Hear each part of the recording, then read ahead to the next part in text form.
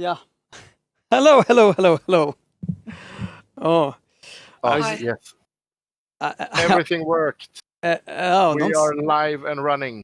don't say that yet, just yet. I was just trying to start the radio one, but I realized for some reason it resets to local host every time.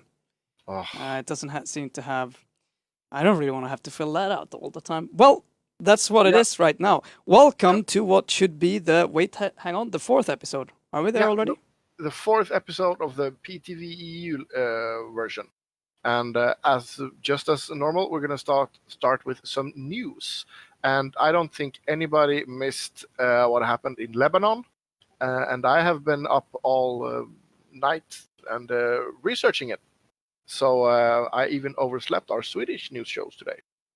So I didn't know if Kringle talked about this, but what happened in Lebanon is an amazing disaster. It's inhumane and God what's not. But there's so much false flag and misinformation going on about this.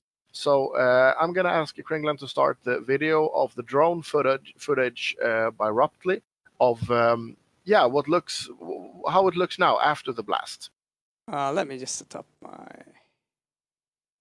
my correct stream so you can see what I'm seeing here. Okay, good. Thank you. Perfect. Like you see below the drone right now, there's a lot of it's going to be a shitload of devastation, basically. And later we're going to look at the blast itself. I'm going to warn you before that footage because that's a little bit more, harsh. This is harsh enough, I think. But there was immediate rumors about this being an attack of Israel on Hezbollah due to a tweet that was sent by the Israeli Prime Minister, and the people didn't even look at the timestamps of the tweet because the tweet was obviously sent a lot sooner than the blast occurred. So that had nothing to do with it. And when you start digging what actually happened, this had nothing to do with fireworks or stuff like that. Basically, what happened here was that ammonium nitrate that's used in agriculture. It's used a lot. One of the most common chemicals used in agriculture, and it's also explosive as fudge. And I think it was 2013. There was a ship going through somewhere in Africa from Russia. That was loaded with this. I think it was so many thousands of tons. It was 2,750 tons of the material was on this ship, according to the Lebanese president Michael Aoun. And basically, what happened? The ship got there. They didn't get through the safety inspection. Most certainly because there was explosives on the ship, but I don't know. And well, the Russian man who also seemed to own this boat or captain it or whatever he did, he disappeared because he ran out of money. So what did the Lebanese people in the harbor do? Well, they put all the explosive materials in holdings. And there it's been since 2013. It's insane. I mean, for an example, this giant pile of rocks that right under the now it's on the upper right side of the video. I've been trying to see what that was due from the explosion, and either that is a giant wall of a big factory, or that was an apartment building, basically being stonified. I'm not really sure yet because I haven't been able to locate. But it's insane. The heat of this explosion was massive, and like I said, please, viewer discretion is advised, or what you would say in America. Could you show the other movie, Kringland, the blast video? Because you actually have some amazing footage of this blast. Yeah, I can say actually earlier today when we reported on this on the Swedish, we have a challenge to viewers to actually try to find out what really happened. You seem obviously sure, but we have a week and there will be more time for people, but it's a fun challenge because there will be so much misinformation about this, and tracing everything back to its origin and seeing what is the most likely thing rather than what is the absolutely true thing that happened. It's a fun little practice when it comes to news. But I'm very sure because I've done my research, but I could be wrong. It happened. This is not what I asked you about. This is what we're going to talk about in a minute. You mean this one? We have actually from. Yes. In fact, I'd say let's start with this one, because this is the one. This is a pretty good one, and okay. Yeah. You see. And currently, you can see what would be a fire in the docks area that got out of control. I haven't gotten any information on how that fire started, but the rumor is that it was a renovation of another office or warehouse space that was being done, uncontrollably. And right there you can see the spark. That would be the fireworks, but that's not fireworks. That's not how it works. Fireworks. And you can see that white fog that goes out of the picture. That is actually the water in the air being vaporized. And yeah, I mean, it's so immensely hot in there. And when you see these pictures and you watch the news yesterday, they would say at least 10 people dead. I would, based on these pictures, say that at least 100 dead, just straight up. Yeah, you can see the big building in the middle there that's being stonified. Holy shit. Well, we can get the other one.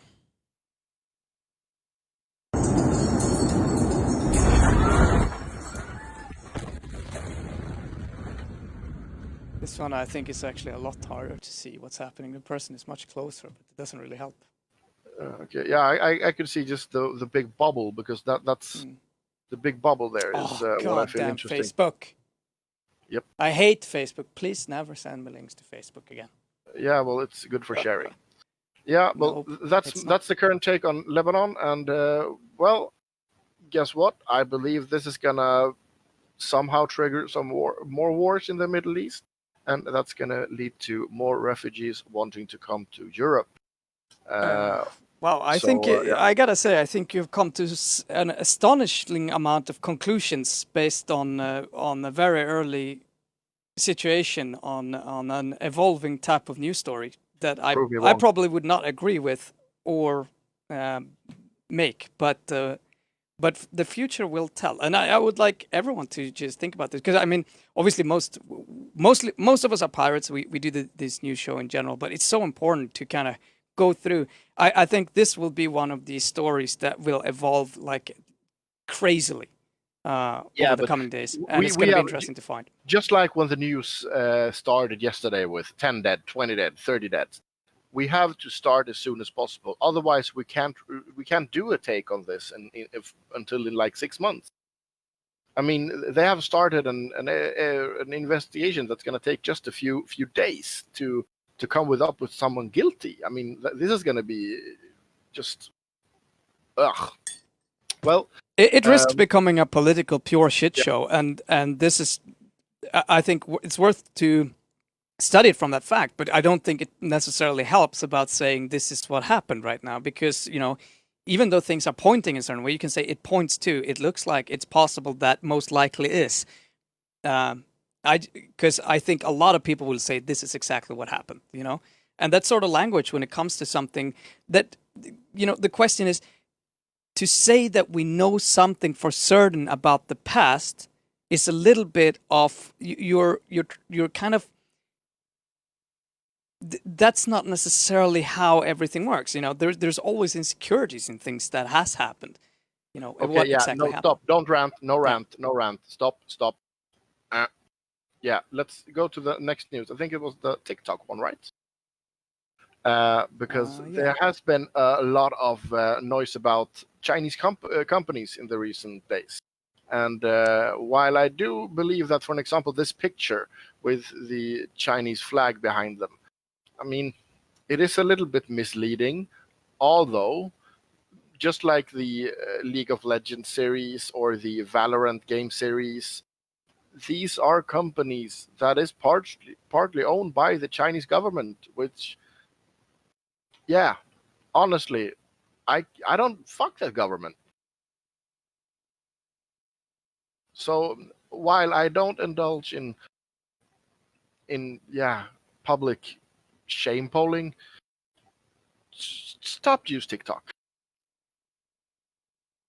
Yeah, it kind of goes into that fucked up discussion about cancel culture, which is completely fucking ridiculous. Yeah, You know, if you don't want to use something, if you don't think that something should be used for whatever political reason you have, then don't use it. Whatever. Yes. Who cares? Like that's, oh my god.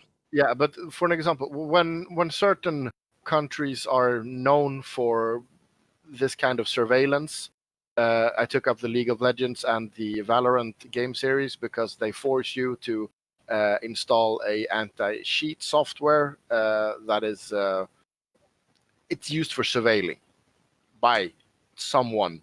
Well, is that actually proven though? I think the issue is that it's on a kernel level, isn't it? Yeah. Sorry. That's I should. Yeah, you're completely right.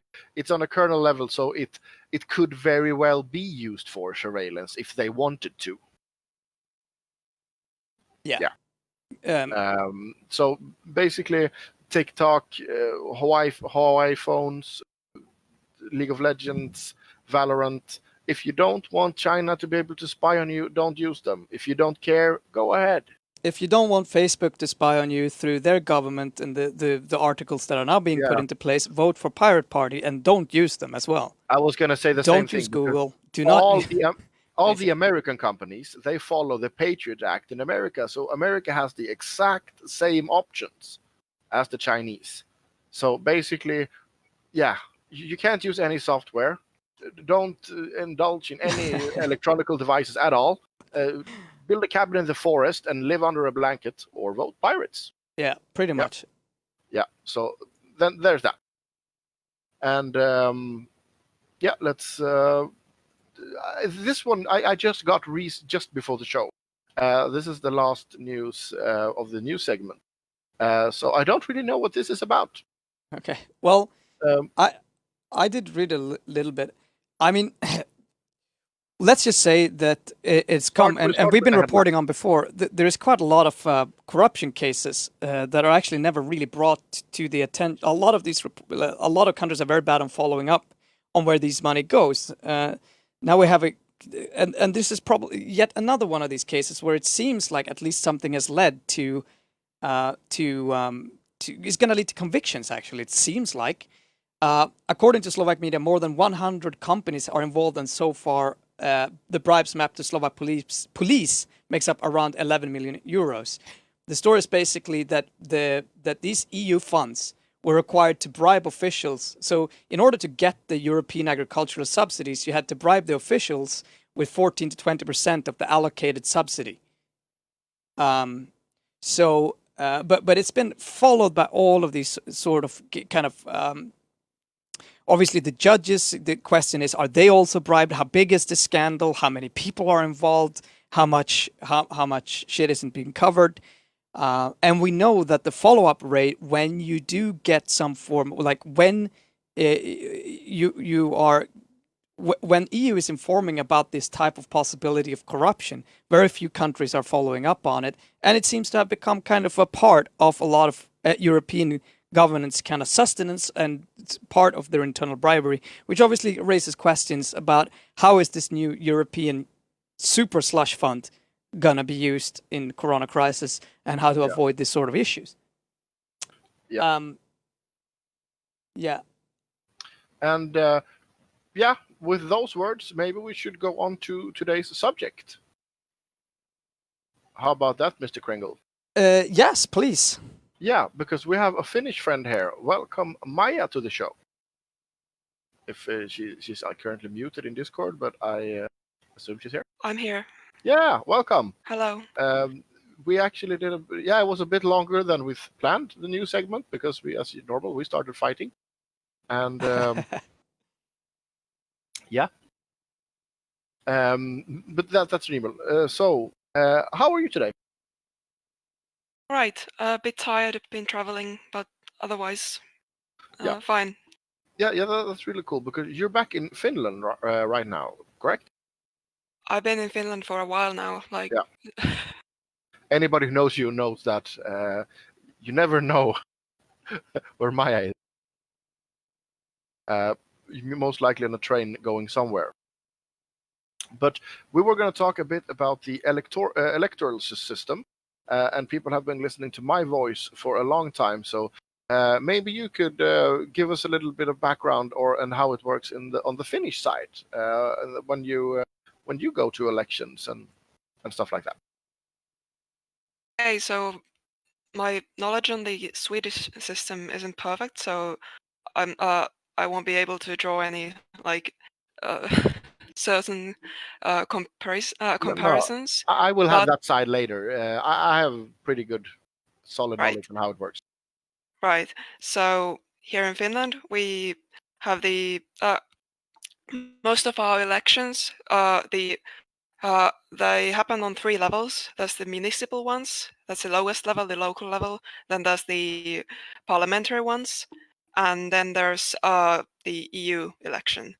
They have been trying to implement or like legislate for the county level, which would be between the municipalities and the parliament, but they still haven't managed to do that after like 10 years or something. But yeah, that would be a step towards something more similar to the Swedish system, I Yeah, believe. I was gonna say stop them, for God's sake, stop them. Yeah, nobody seems to have any idea what it would actually look like, and it's been a huge, like a... It's expensive as fudge. Yeah. Yeah, so currently we have 3 levels, and obviously there's also the presidentials, but it's not really relevant for the pirates for the most part. So we'll keep to the rest of them. So for the rest, we have a proportional system of representation. So a proportional system for counting the votes. It's called like the D'Hondt method. French, not one of my languages, but still, which effectively combined with the constituency system, like the sort of the large districts we have, makes it really, really difficult for new parties or minor parties to break through into parliament or actually any level of government. Yeah, we have the same issue in Sweden. We have a pretty high bar at 4%. What if you could more solidify the bar for the viewers and the listeners? How many votes does one represent in your government need? The thing is with the constituencies and the proportional system, it depends basically on where you live. So it depends on the constituency, and so it's way easier to get in, or well, it's not easy to get in anywhere, but it's easier to get in like some of the more populous constituencies, whereas like the smaller ones, they have such a limited amount of spots available that you basically have to massively outcompete the established parties in order to get even one person in. Wow. Yeah, it's pretty bad, and we don't have a formal threshold such as the 4% you have, and that such as like I believe most other European countries have. It's not set in law or set in stone, but the sort of the proportionality means that it's pretty high. So it can range from like 4% to even, I think, closer to 10% or something in some of the less populated constituencies. Wow. I can try to dig up those numbers while we speak. Yeah, it would be interesting to have. And going on from and segueing into, I'm going to say, I love that word. Thank you for teaching that word for me to me, Kingdom. You had a very progressive way. Last election, I happen to know about, right? You went into a sort of a coalition. Yes. Yes. Talk more about that. That was a very interesting way of solving the small party issue. Right. It didn't work, but it was a good idea. Right. I'd actually be interested in hearing whether you have anything similar, even like available there. But the thing we did, it was only for like even the it's called an electoral alliance. So you can basically put all of your votes together. If you go into an electoral alliance with other parties or other lists, lists don't have to be connected to a party, but it's obviously much harder to put together a list if you don't, if there's no party sort of running the operation. But still, so electoral alliances, you can.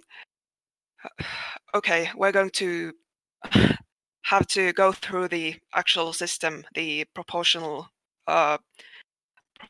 counting method. So basically, in the proportional system, what it doesn't like the what matters isn't your personal vote count, but the total vote count your party or your list gets in the constituency. So basically, when you start when you get the results, you sort of when you get the results, the first play sorry, like this, it's been like I think a year or two since I had to like routinely explain this to people like every week or so. So it might take me a moment to get up to speed. So you start ranking the candidates not according to the number of votes they personally received, but according to the total vote counts. So the first, you look at which party got the highest amount of total votes, and then the total vote count is the basically it's called a comparison number or something. At least in Finnish, a comparison number. That's what the person from the party that got the most votes, who got the most personal votes, they basically get the number equal to the entire number of the party's votes.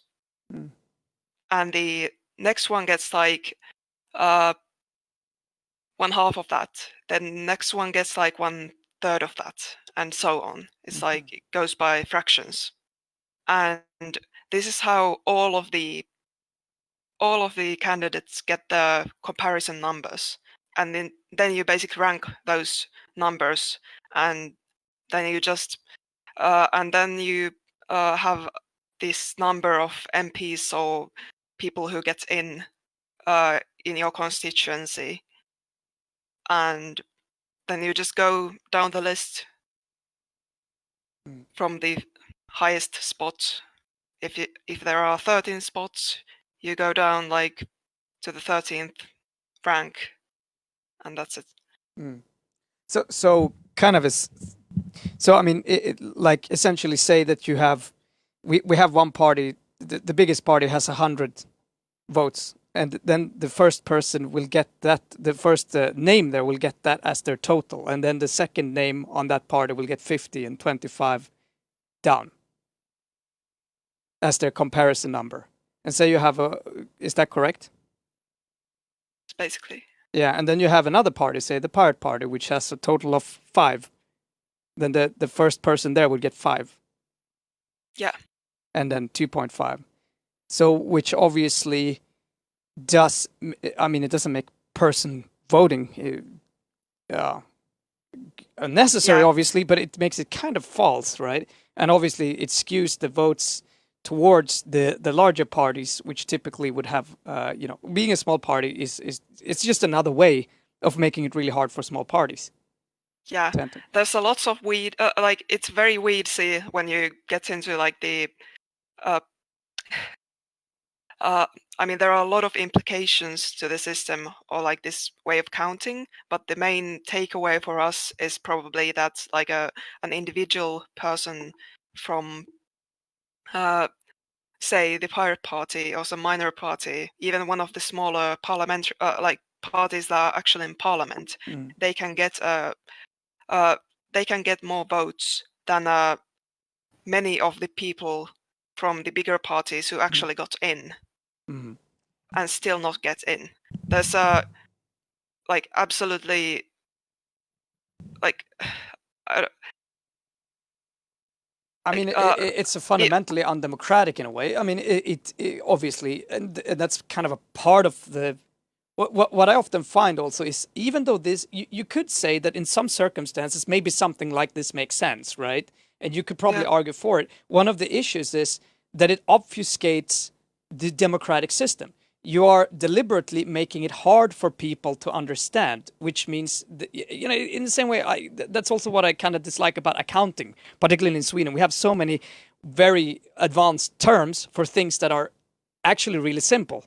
And it just makes it really hard to explain something simply to someone else, which means that, you know, which is actually so detrimental to a democratic system in many ways. I mean, you have to be very clear on why you need to make things complicated, you know, to people in a democratic system. But I suppose in effect, it just gives this kind of the same effect or issue that we have in Sweden, perhaps to a larger extent than for small parties. Yeah. Can you are you able to put up just graphics if I send you a link on the Discord? Yeah. Yes. You can post it. We have Lord Technician, Mr. Kringle. Nice. Who mostly makes stuff work. You can post it. Well, let's sometimes not jinx he breaks stuff. Yeah, sometimes he breaks other stuff when I mean, let's be honest. There's always something that doesn't work, but there's always something that works, which you know. And the stream has a 5-second delay for us that is talking on Discord.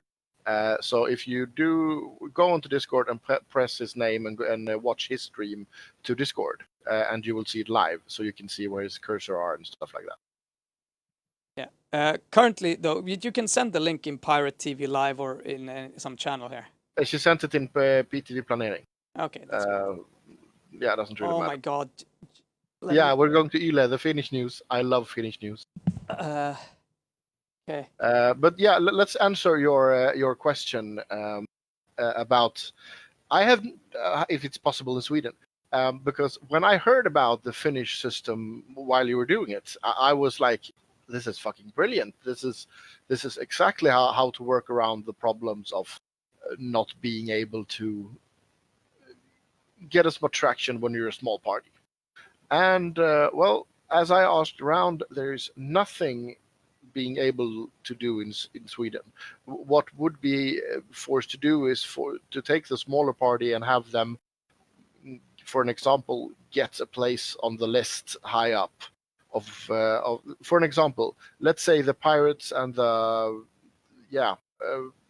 Med and FE, just to go both ways, joined up by some miraculous reason. Maybe we would pick one of the parties to vote for, and all three parties would push the same party in the election, that would be the only possible solution as I can see it, and I don't see that ever happening in Sweden.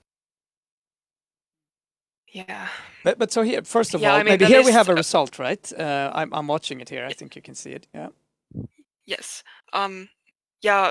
I just want to comment on the list system. It has a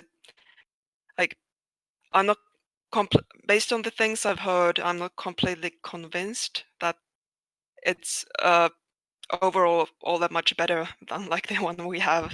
Like it has,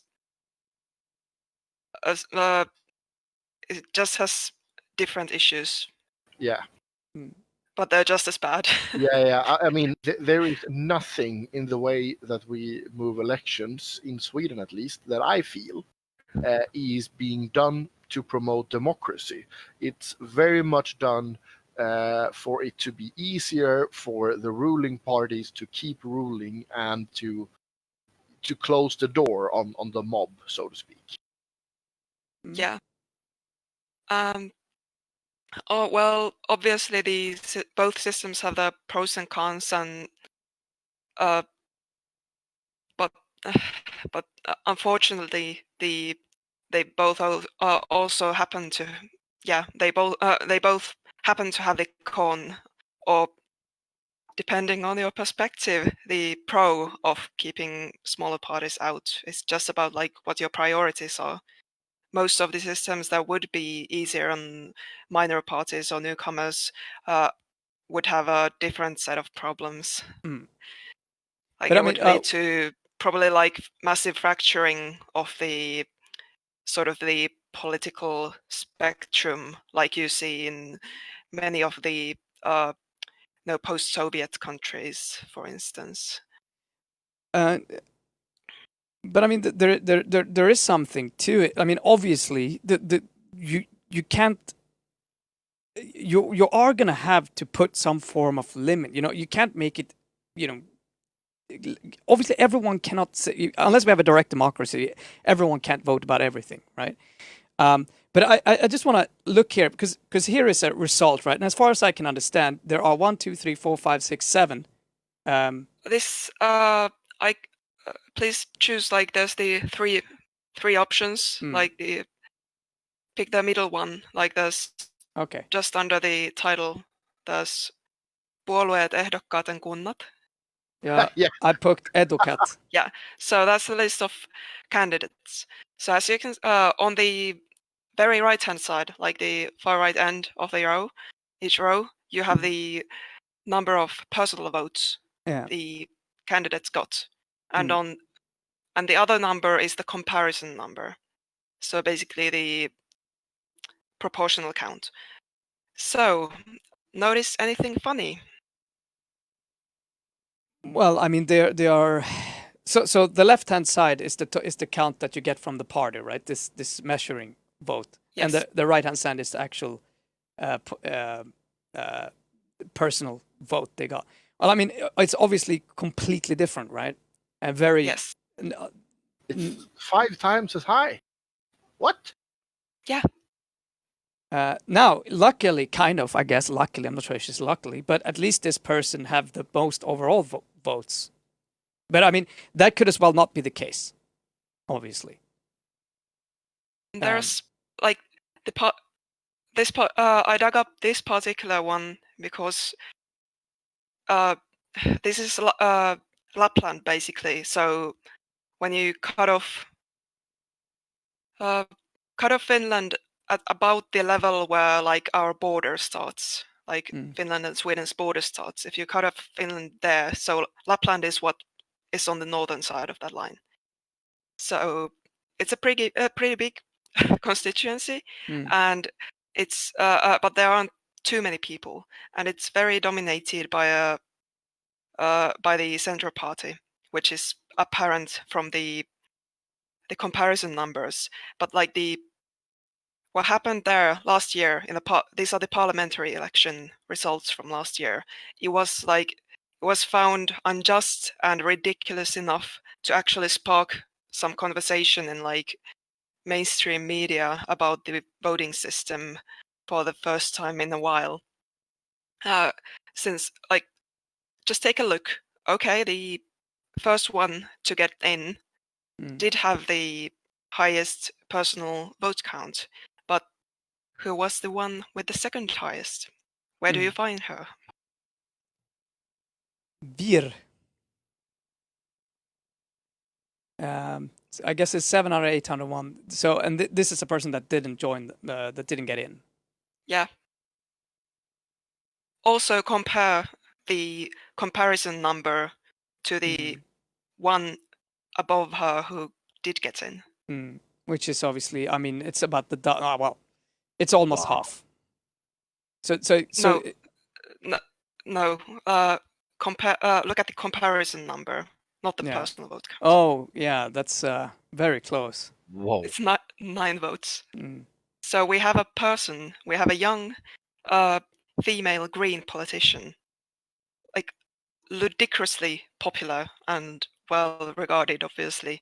They got the second highest number of personal votes in the entire constituency in all of northern Finland, and they were ended up like 9 votes behind the last person to get in, and nothing.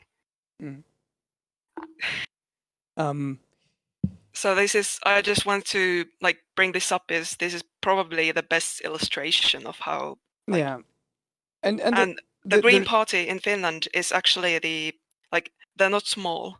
They're considered one of the major, like the established parties nowadays. And there's another thing here that I find so, obviously, so you have a party with around 30% of the votes. With around 30% of the votes, and then the other parties are, relatively low. They're hovering around 10%, a few of them, and one has 20%. And obviously, I mean, this is the way it can look like, but it's typical. So with this sort of voting system, as far as I understand as well, that kind of the larger, it's always weighted towards the biggest parties. So even amongst the parties that got in here, you could probably look at this and argue, is this actually, when you get down to the math here, is this actually the way that this would be distributed? But I mean, that's a bit of a different discussion, and it's always calculated differently in different systems, and almost never is it absolutely mathematically on point. But because you would have a hard, and it's essentially, how do you if you have 7 different people, obviously, and how do you kind of put them evenly among this type of distribution? It's really hard. But typically that extra person, the extra one that kind of gets over, because this obviously is 30%, 3 out of 7, that's kind of the question, right? And it's maybe close, but you could say 20%. Maybe these are close to 20. Should I? So this tends to be the problem, and in many cases, it will always, in a lot of electoral systems, it will favor the largest party that will get that sort of kind of question a little bit where it should be, rather than strict math, which would be, another way of doing it. But I'm not sure how that actually works in Finland, but it tends to be one of these other kind of peculiarities with a lot of them. Yeah, but actually the bit we're looking at right now, or the party ranking, it sort of gives us an idea of what the effective threshold for getting in can be. Yeah, it does, and now it's. So you had to have at least 11.3% of the total vote to get one representative. Yeah. And we can, is that like, is this how it's supposed to go? It's a very good question. Yeah, and but there's another thing here. So I'm guessing here, these 7 people, are these the representatives that will be sent from this region to the central government? Or is this just are there only 7 people that get elected to the local government at this point? Yes. Yes, so this is the local government. It's only 7 people. Yep. It sounds weird to have only 7 people. I have a total of 200. Oh, MPs. so it's sent to. So this is what the local that area will send to the central government, and representing that in the kind of government, or in the. I'm not sure what terms you have. The parliament. The parliament, yeah. So for the basically, you could probably guess that the number of members of parliament that you get to send here is based on the total population side of your constituency, which in this case is relatively low, which creates this sort of kind of sad, in a way, distortion. Correct? more or less. Yeah. So this is why this is also what I meant by it depending a lot on constituency, because it's not the threshold. Effective threshold is not that high in some of the more populated areas because there are more people getting in. Obviously. Yeah. Yeah, I mean, it becomes kind of absurd, right, in certain areas where you have this little influence. But is it proportionate to the population, or are there other laws that kind of confiscate the number of total MEPs that are sent, or MPs in this case, member of parliament? I think it's more or less. There are probably numbers on this, but I can't list them off the top of my head. It's supposed to be fairly proportionate to the actual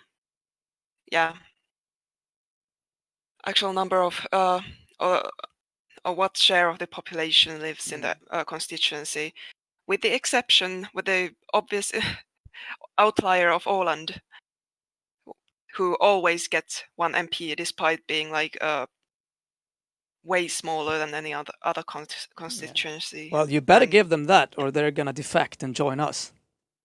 Exactly. They wouldn't, though. I'm not sure about that, since we treat them way too well. They have like all kinds of like tax exemptions, and they don't have to do mandatory military conscription and all that. Like, I'm pretty sure you guys wouldn't like you're give just them so much slack. No, probably not. To be honest, it's a beautiful little and not so little. Well, it's kind of little island though. Yeah, it's also like the subject of like a recurring joke, like that. Wouldn't it be cool to have a pirate party on Åland, like in the literal archipelago, like on a bunch of islands, and then have like the one spot there go to the pirates, or maybe have just have if they could have their own pirate party and like have a strong representation there, that would be kind of cool. Yeah, actually, that's a possibility. I think maybe the Scandinavian pirates should just unite and give up the parliamentary hopeless method and just take we our boats. Should like apply for some kind of asylum on Åland and like take it over. Yeah, take it. It's now a free. We're going to get in trouble for this somehow. A pirate harbor. It's gonna be the new Nassau, and we'll just do whatever we want there. But yeah, I mean, there used to be a lot of like online like online stores used to operate from there, because they had these tax exemptions, I guess, or some kind of like lighter bureaucracy or lighter taxation for that kind of thing. But I think they fixed it sometime in the past few years.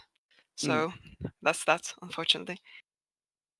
Yeah, and it's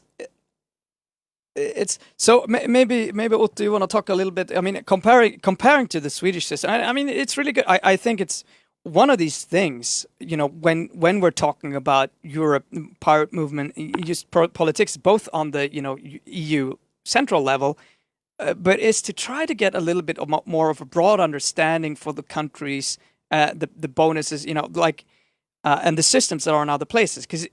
Today, you cannot do anything. I mean, even let's say that you get some power in the parliament.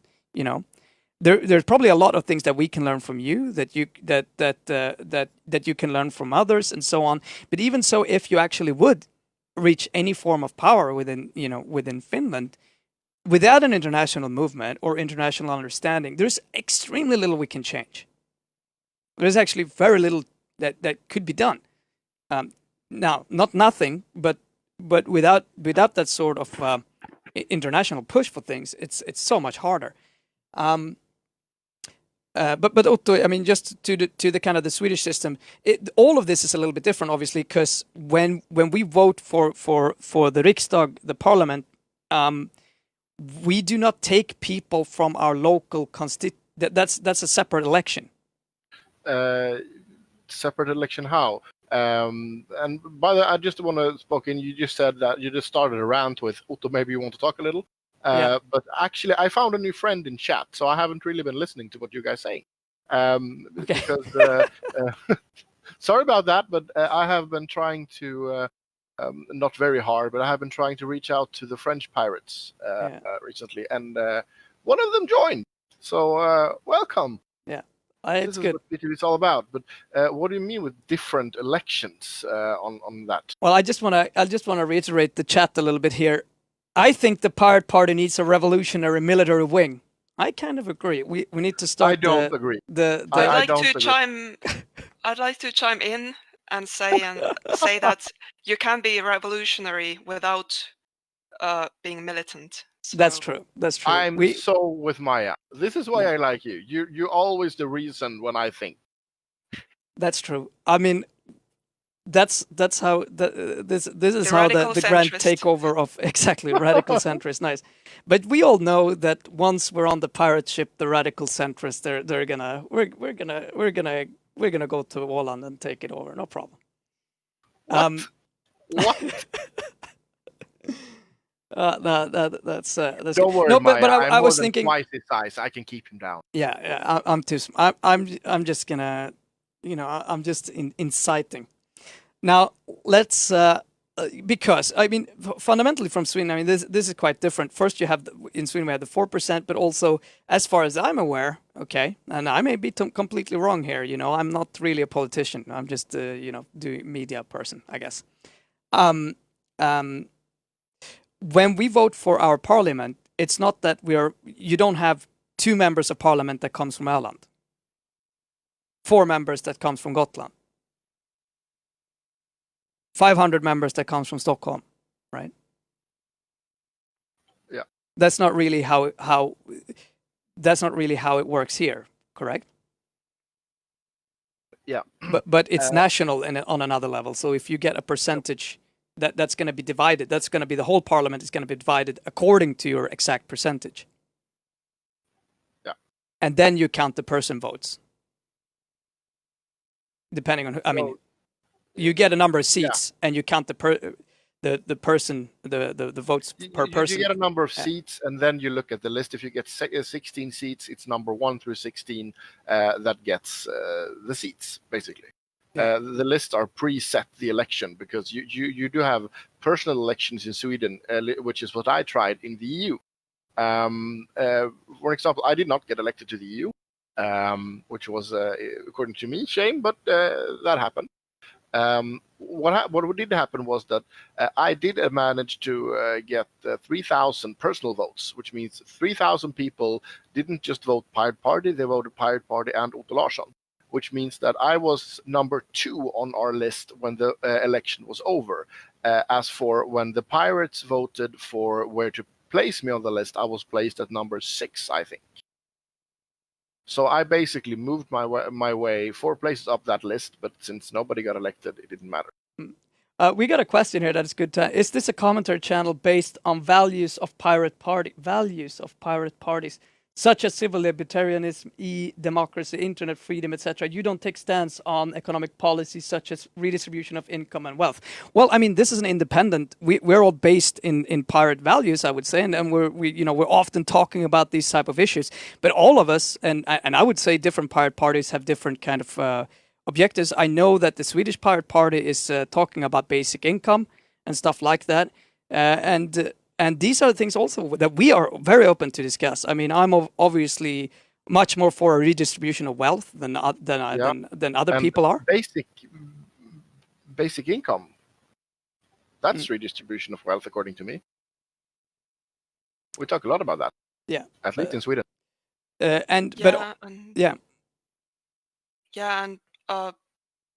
Obviously I can't speak for all the pirates parties across the world, but I can tell you that in the Finnish Pirate Party there's a fair number of people who explicitly label themselves as left liberal or left libertarian. So we're not entirely devoid devoid of this kind of, the traditional, maybe like traditionally left kind of ideology, but the general sort of the consensus in most pirate parties seems to have been that we don't sort of center this kind of discourse. I mean, in many ways, I guess it has been, and I would say that this is a journey that each pirate party takes. It's been a as far from me watching from the outside. I mean, one of the reasons why I have problems, or had problems at least, voting for the pirate party is that they do not take a clear stance on this. So I mean, that's been one of my issues, and I feel that this is a journey that's going to come forward. And I don't necessarily think it has to be right or left, in a traditional moderate sense. It's the idea that we're actually going forward. And I think most people, even libertarians, do to a certain extent realize that a free market does not exist in a vacuum. You can't just, it's actually something that you have to help build. When companies grow big like Facebook, and we are seeing what's going on with Amazon and these sort of things that we're constantly talking about, then I feel it's probably a little bit hard to talk about, and saying, well, we can't do anything, that's the free market. Well, I mean, at a certain point when you have monopoly, it's no longer a free market, and that's kind of when the free,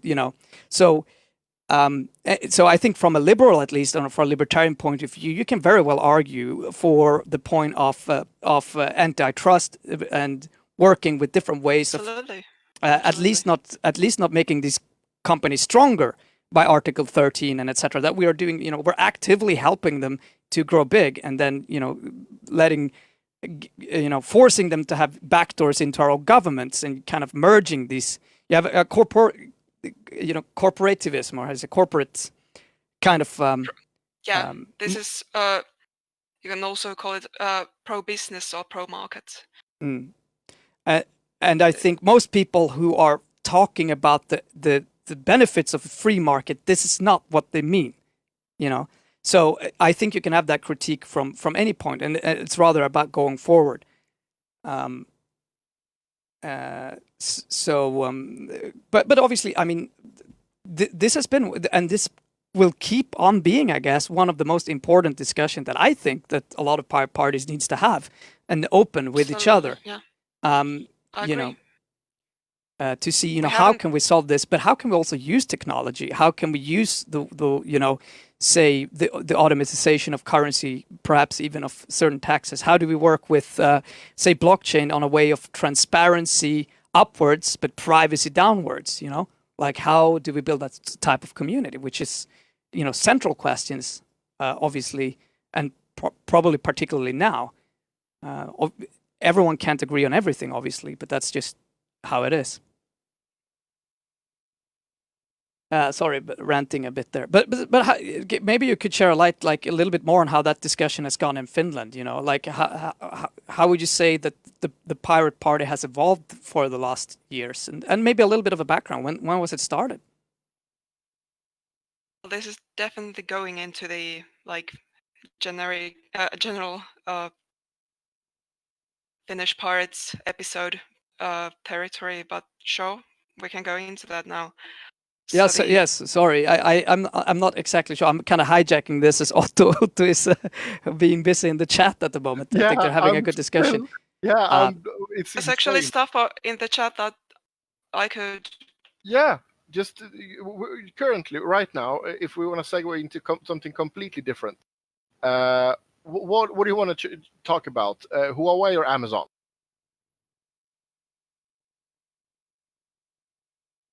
Okay, Kringland? No, neither of them particularly. Okay. Yeah, too depressing. Okay, you choose. Break up all of it. Start just the powers that be could just get their shit together. Remember that we already have antitrust law that can be enforced on the kind of bullshit we're seeing. They just sort of dropped the ball sometime in the 90s after some, I believe after a huge Microsoft case in the US, and it's all been downhill since then. Yeah.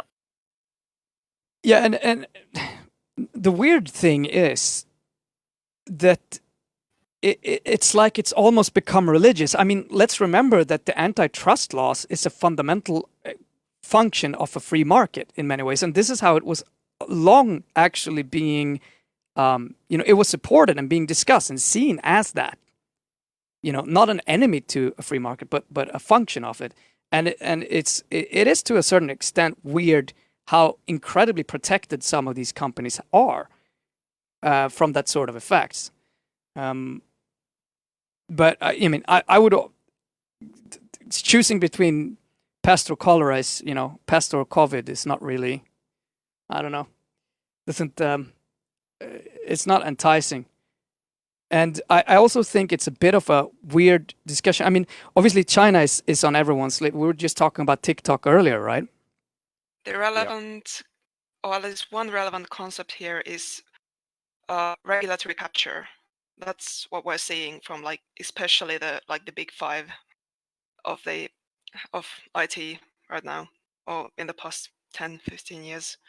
Yeah. They basically attain enough capital and or other forms of power that they can then exercise to make sure all further legislation and even antitrust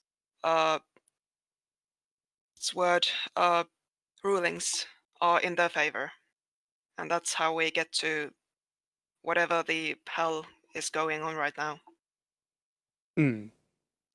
Yeah, well, I mean, I think it's just inevitable. It's like the way that this whole economic system we're operating in and operating right now tends towards. This is what happens. They always go. They're always. It drives the companies to aim for monopoly status. Yeah. It's just how it is. Yeah.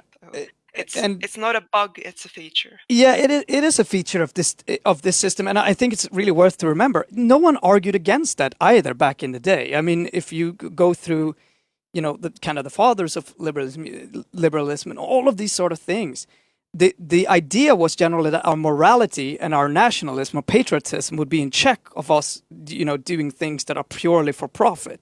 Maybe that wasn't. They had a different type of faith in humanity, perhaps, but it has gone to a certain extreme. But it again, like I say, it is a more of a feature in the current system we live under. And then the question is, what do we do to mitigate those? I mean, because you can do it, you could keep on doing this route until you eventually get some form of revolution.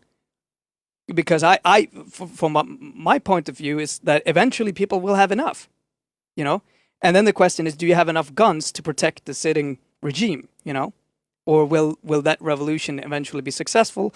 Or you can think about, how do we create a society where we mitigate these type of things in a democratic way before they happen, and how do we make that work? And particularly, I think the big issue today is obviously, how do we make that work in a global manner?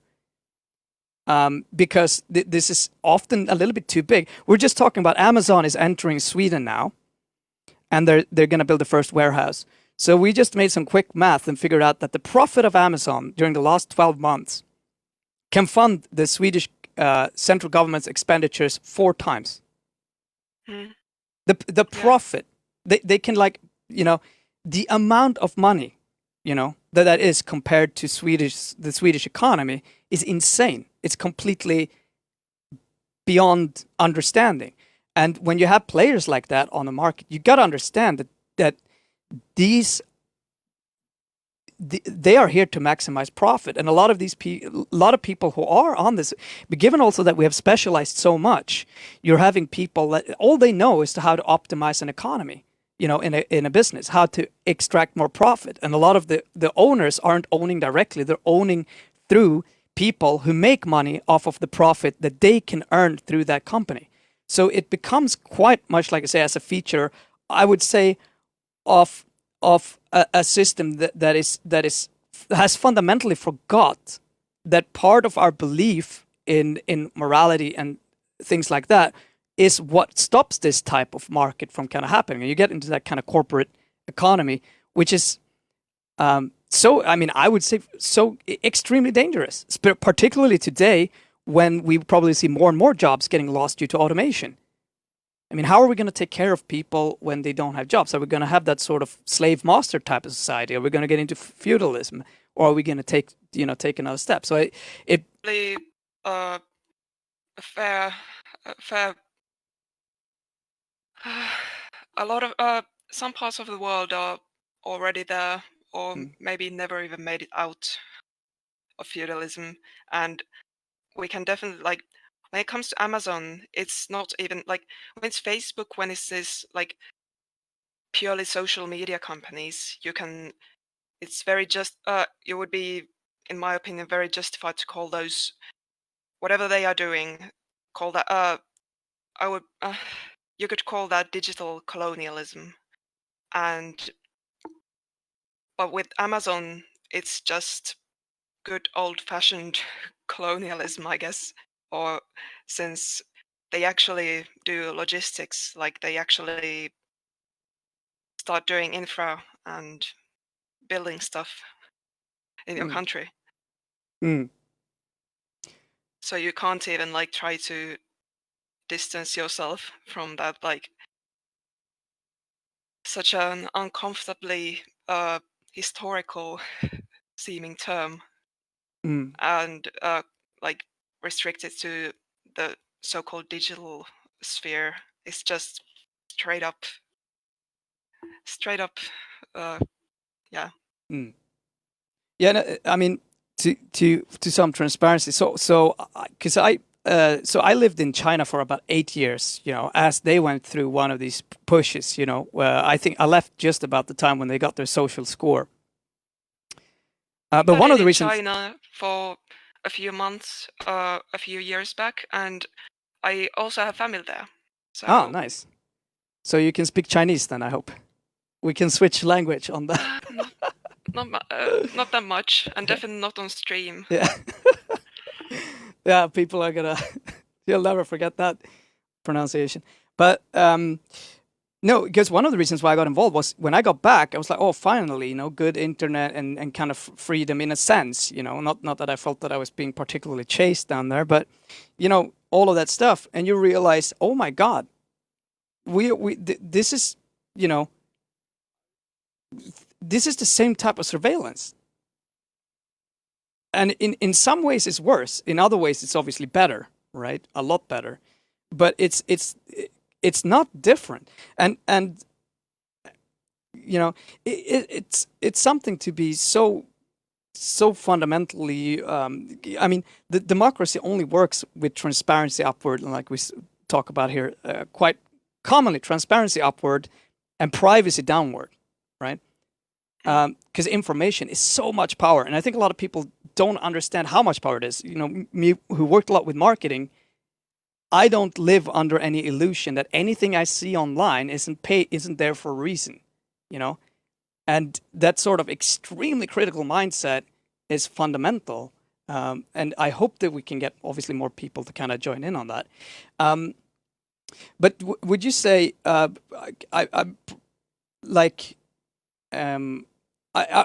wasn't sure. You didn't really want to talk about the development of the Finnish party, right? I mean, the thing is, I could talk about that for hours, so okay. I'd rather spare you guys now and go into it when we have like an entire episode dedicated to it, and maybe some other Finnish guests in addition to me, so you don't have to listen to me monologuing for 3 hours. So yeah, another reason is that I joined officially around I think late 2016, and the party here was founded in like 2018 8, I believe. So I don't even have like I don't have anecdotes. I don't have like first-hand experience of what the movement has gone through in those like almost a decade before I sort of got involved. So I'd like to be able to bring in someone who can sort of cover that, and then I can maybe talk about like what's going on right now and how I see the history and development and So, but like kind current of a part. situation of the What party. would you say is the largest kind of? What would you say is the largest issues in terms of kind of getting people to, vote for you, or understanding, maybe just even understanding how that this is really serious, and this is something that's happening now. Just talking about Earn It, which obviously U.S. is quickly turning into, I don't even know, like that's a fascist state, But if you're looking at Earn It, and I mean even Swedish people are proposing that we do something similar in Europe, obviously, and I think like.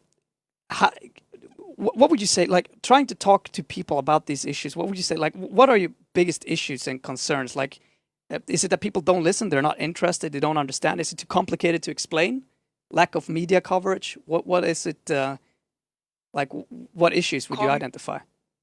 It's a combination of those factors, and maybe to sort of prod this in the general direction of the original topic. It's also about the voting system, because the thing people are aware of is that it's exceedingly difficult for new parties or like marginal parties to get in. So they actually know it. They view it as a risk to.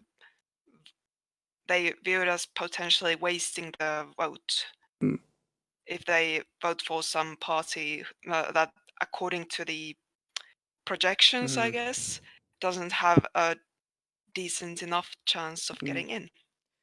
Quick answer to Socialiseringskommittén. You could post it in Discord. It's no problem. We can read you there.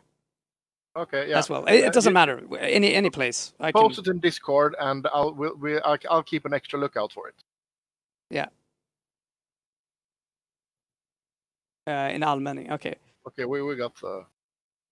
I will read it. By establishing a pirate party in a country and forcing the conversation nationally to be more about the issues piracy politics, do you think it's a job done if already established parties would more or less embrace the pirate policies?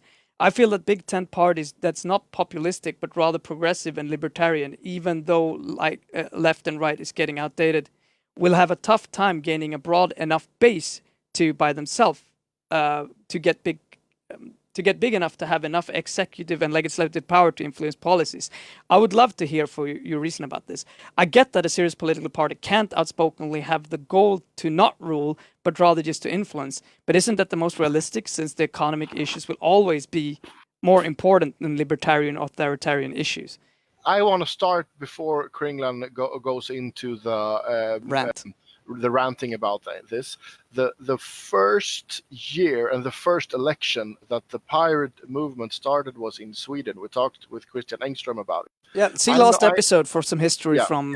Yeah. And I know for a fact that the Pirate Party had as a goal to start, to get elected, to fix the issue, and to disband the same year. That was the initial outspoken plan. I don't know how honest it was, or how serious it was, or what happened, but I know that was Rick's vision.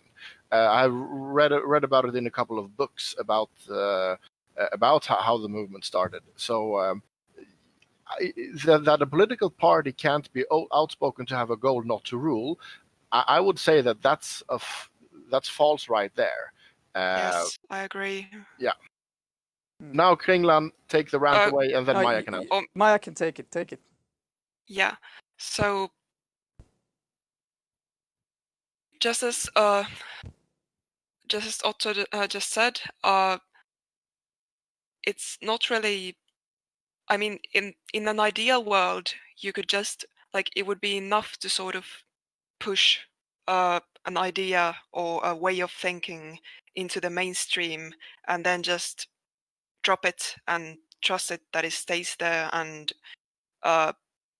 people that it takes sort of a good kind of it takes a life of its own in a good way in the entire, mainstream political discourse. But unfortunately, that's not really how politics and like how that's not how politics works. It's like it's a constant struggle. It's about power. If there's nobody in power who actually cares about some issue, then you're not going to see much progress on that issue.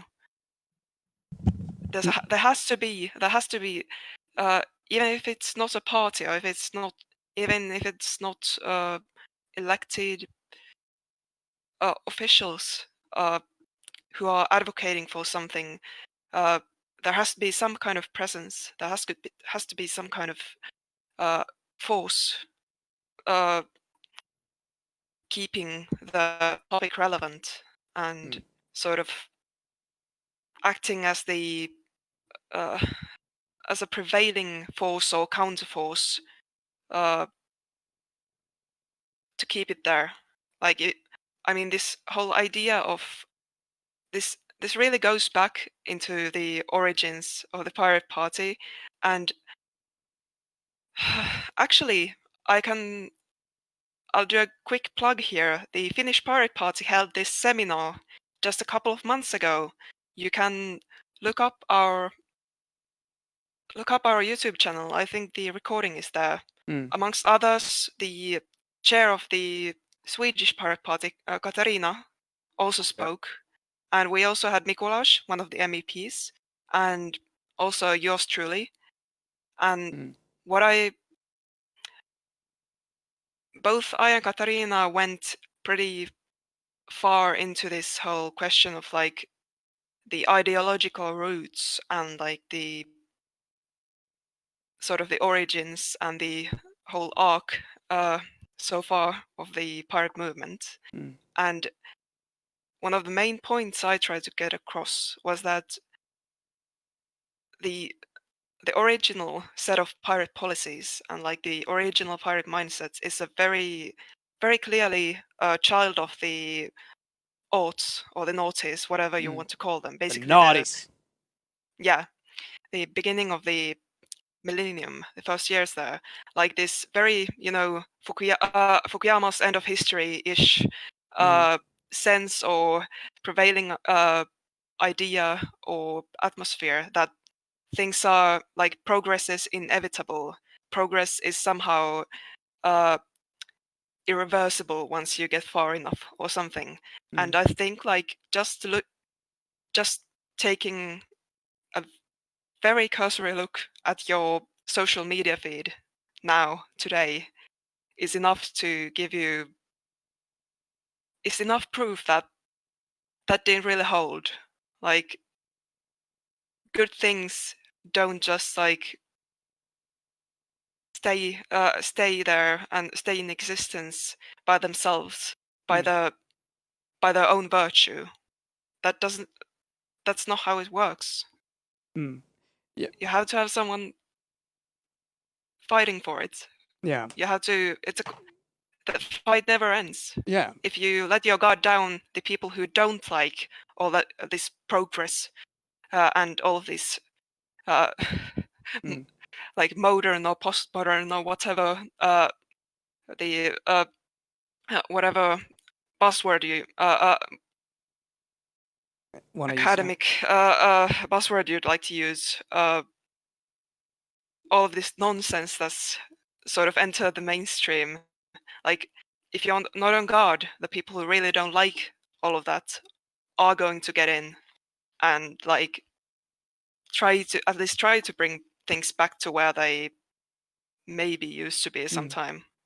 No, I think it's fundamentally important what you say. This fight never ends. It doesn't sleep. I think perhaps a generation older than us have had the opportunity to live in a world where they didn't have to consider losing democracy, losing freedom, getting authoritarian rule sets into their lives, and they were able to capitalize in many ways on that. And they had an idea that the market would do everything on its own, and that like these sort of things. And I would agree certain amounts of that are proven wrong. And I think it's so like on a larger historical context, but I believe to kind of also get back to the core question, as for the I don't think, like, when I first heard this, I also thought, I mean, okay, these are just about these few points, but there is a larger also anti-authoritarian set of ideals that must be carried, and a lot of our political systems, particularly, I mean, in Corona crisis in Sweden, it's blatantly clear what the government prioritizes and how they deal with information, and it's extremely fundamentally problematic, and I don't think that those things are gonna change short term. I think the only way to change that is to vote them out. And maybe they're gonna remember what it means to be a politician, that it means to a certain extent defending the poor, working for those who have it's a system for making sure that power is distributed in a more fair way than the market would distribute it over time. Yeah. So. And it's fundamentally important. And I think that the new generation, we're going to have to be forced with fighting for this. And it's a constant fight. I mean, you go back to the 19th century, 20th century, it was never asleep. It was just resting for a while. And we're going to have to go back to fighting for fundamental justices, fundamental opportunity. Kind of back to information and just the ability to speak our mind and be free in particularly online, these days. But there are so many of these things that become clear, and I would say that's also why we're all feeling, I think, that the political landscape is really shifting. It's shifting because the old idea of left and right is falling, because it's not really a lot of these issues aren't really about the government. The old weird idea that the left would want that the government has more power, whereas the right wants the government to have less power. It's not. These sort of authoritarian rule sets and threats comes from many different sources, and they have to be fought. And the power for those who do not have power to fight needs to be defended in a democratic system, or they will be used. And those freedoms are worth fighting for. And a lot of people, established parties, they do not have those interests anymore. And I don't think they're going to change, essentially. I think I think there will be a need for that sort of pirate ideals continuously. And I also think it has to evolve. I mean, that's my personal thing. I think there has to look at basic income, have to look at future, blockchain currencies, automation of taxes, looking into the future of technology. How do we deal with IoT information? How do we deal with building these type of new information infrastructures that we need? How do we deal with privatizing your information, or making your information yours? Can we solve that technologically? And I'm pretty sure we can. There's a lot of great things that are happening right now, and but we can't wait. That's my feeling about it, at least. And rants. I'd like to try to get back. There's too much to address and unpack there. Some things some things I don't exactly agree on. Most things, and some things I would maybe frame differently. But yeah, this is about the pirates, not or wherever or whatever state the pirates are in right now. And I realize that my personal views have sort of moved maybe away from the general discourse within many pirate spaces recently. So yeah. But yeah, trying to get back to the question asker in chat. Yeah. So he has written a lot more and a longer question. So whenever you can get him up to speed, Kringlan. Yeah, I will read this because it it's kind of pointing towards, well, if the Pirate Party requires more votes, and I think this is kind of typical, then why not split it into a left leaning and a right leaning on financial issues? My thinking on that would be that it's actually not. If you are anti-authoritarian, which I think is kind of the fundamental thing, I think there's a lot of things that you can agree on. Maybe there is a lot of pirate politicians who say, well, Facebook isn't an issue. That's a free market right there.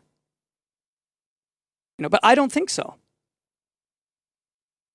I would say that those people have a very incomplete analysis and they won't be getting far in doing politics if they keep believing that. Yeah, I mean, I think at least a lot of people would agree that that's on that.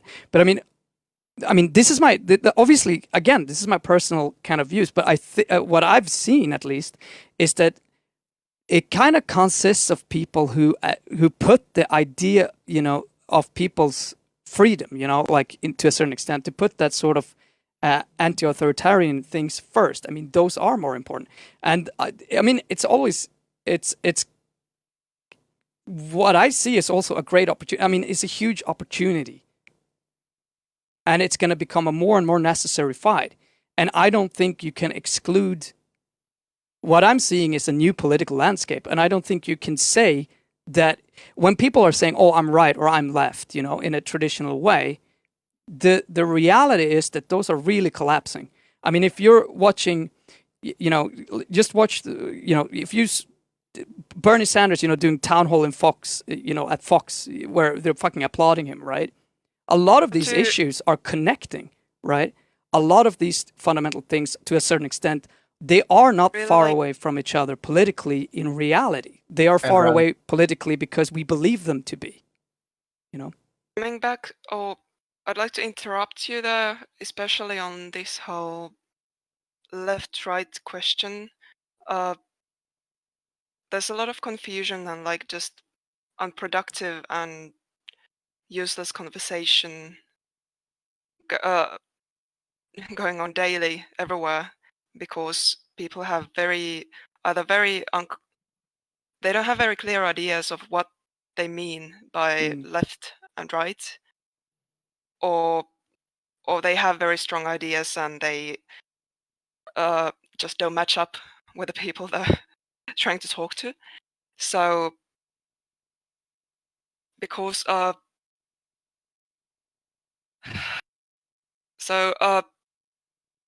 actually sort of tried to avoid going into the whole left and right divide nowadays, since I found it to be much more useful to think of the sort of the fundamental schisms or fundamental tensions underlying all or most of politics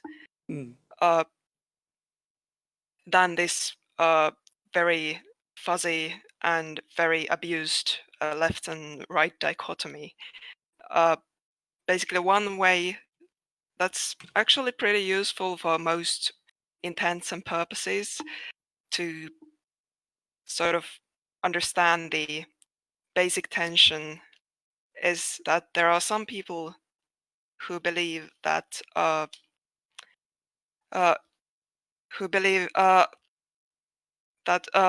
property rights are as important as all other human rights.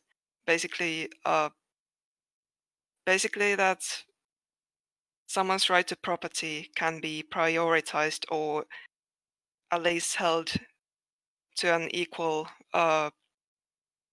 held in equal respect as another person's right to, say, a dignified life or a life altogether.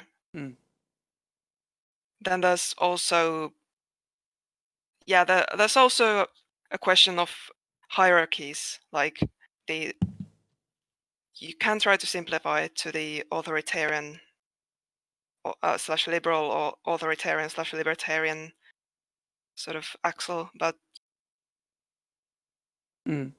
yeah, basically, should there hierarchies or no? And also, what's more valuable,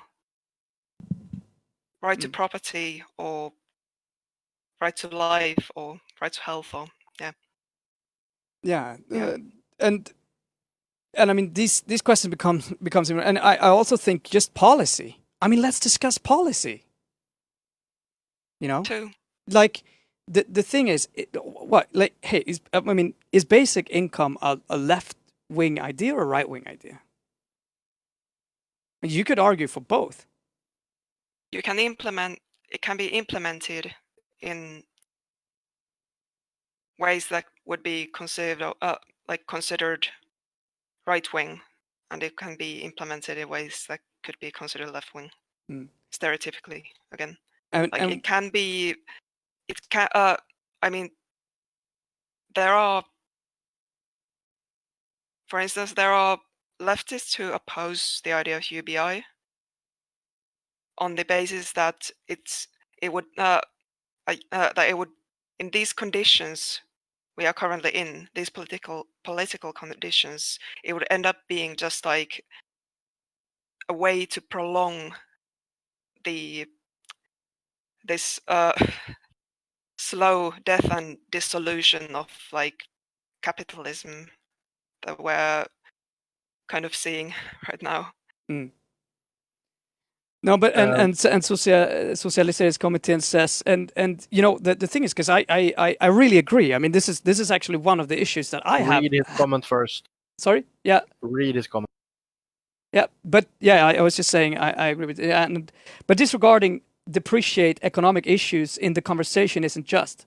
A syndicalist wouldn't, for example, vote for an anarcho-capitalist party before it would vote for a left party that is traditionally a bit more authoritarian. So in my view is either the pirate parties have to nationally be more engaged in economics, divide themselves to or admit themselves that they will never rule, but will only be there for advocacy, influence other. And what I'm trying to tell you is the first one. I just quick answer there.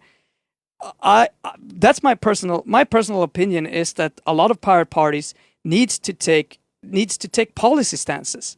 I mean, we know that there is a fundamental issue with the free with the market as it is. I mean, we are there now. How can we use policy and technology to kind of get around those issues? Should we force 33% of people that are voted in by the actual workers for a company to be on the board of directors? Should we change the laws regarding how certain private businesses can be counted responsible? These are questions that needs to be asked and answered individually rather than going back to an old view. And I think, you know, if you're a socialist in any way or the other, you understand that the discussion trying to get someone to understand what socialism means is hopeless.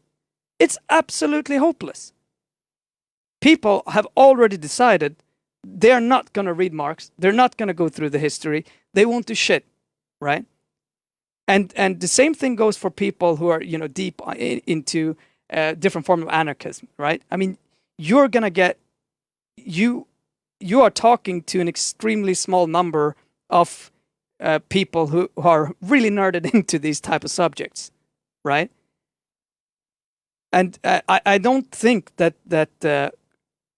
doing that, but I really think that talking about policy, okay, basic income, change corporate structure this way, how can we work with you know those type of things? Now, what will work? And I think each pirate party is going to have different solutions that work for each country. But the fundamental tenet is in my view, at least, the way I simplify it, which I agree is a kind of gross, to a certain extent, simplification, is an anti-authoritarian type view that is pretty clear, you know, to a certain extent, no matter where it comes from, whether it's corporate or nationwide.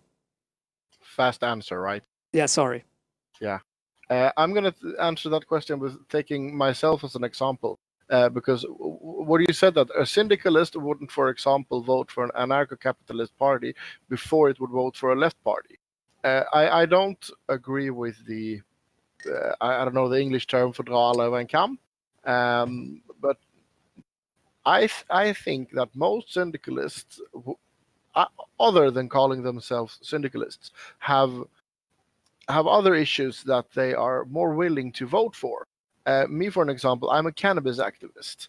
I joined the pirate movement only 2 or 3 years ago. Not really sure now. Before that, I was a cannabis activist for 12 years.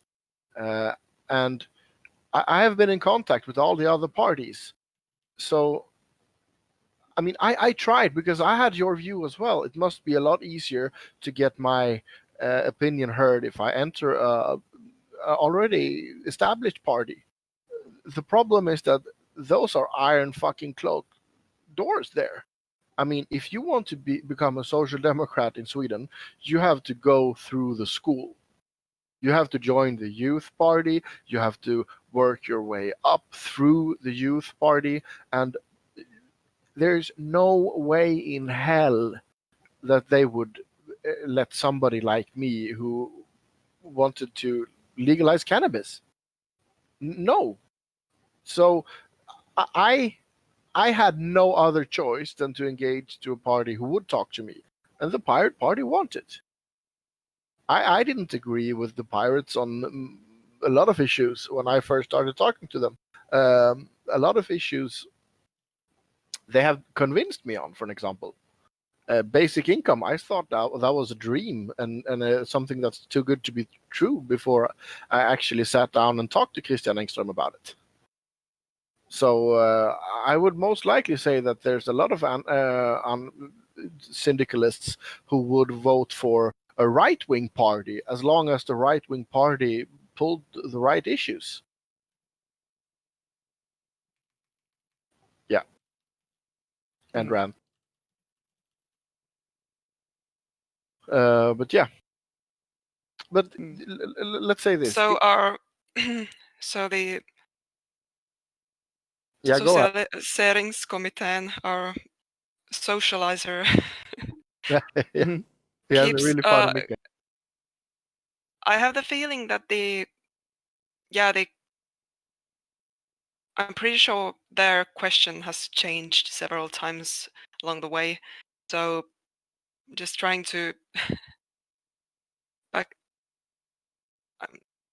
I guess we'll just assume that this whole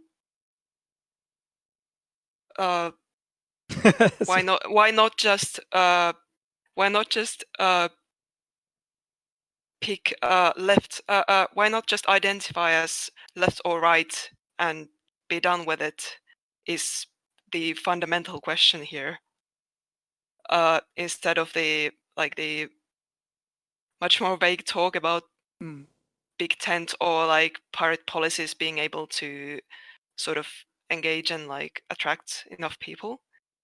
And yeah, this is something like the whole, should we, even though I don't personally like discussing politics in terms of, well, let's start with, the left and right dichotomy. I don't think it's like, obviously it's not without value, since vast majority of voters pretty clearly understands or tries to understand politics through some version of that dichotomy. And I also think there is this understanding. I mean, there's a lot of things happening within each and every pirate party, specifically now, looking at everything that's going on. Like you're saying, I mean, there's a new world, and I mean, I'm obviously. What do you mean? What do you mean a new world? Well, a new world. I mean, like you were saying, it's a little bit different from the naughties right now, and I think things change. I think one of the unfortunate things, a little bit for the pirate party, at least in Sweden, I'm very well aware, is that even though the pirate party has evolved a broader set of policies that are also, to a certain extent, that this could be said, are financial, or economic, they're still being viewed as a one-party question, or one question party, right? Which perhaps maybe I'm not sure, which may be a little bit unique for the Swedish movement, but I I definitely, think. I mean, fundamentally, it's going to be up to those people that are active in the parties and talking for their policies to kind of bring them about. And I mean, obviously, in Sweden, we're waiting right now for the new program, which will be, as far as I can. I mean, it will. I'm saying wider. They don't. Apparently, I am not supposed to say wider in terms of that because it has been covering issues, but it's going to be much more detailed, right, in terms of policy, at least, as far as I can understand. Otto, am I right? Yes. Yeah. Speaking of that, we have also been working on our programs and platforms. We actually just managed to put out the official working groups proposal, draft proposal for our new principles program.